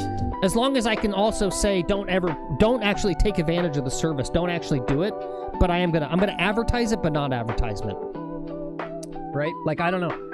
Like, if I could get away with that, go, look, I can literally tell people don't gamble. That's fine, right? They're still gonna go do it, right? You're still gonna get your money's worth by me just mentioning your stupid, like, sign up with code McGolfin to get $50 of, you know, free money to start playing with on stake.us. And then I can say, guys, gambling is a low-life activity, and I personally think you're a low-life if you do gamble. It won't stop you. You'll still do it, right? You'll still do it. It'll still work. At least I can, like, I'd feel better sleeping at night, I guess, if I could call you low-lifes. Probably not good for the show, though. Audience members don't usually like to be called low-lifes. But anyway, guys, if you do have a gambling problem, call 1-800-GAMBLER. They'll help you out.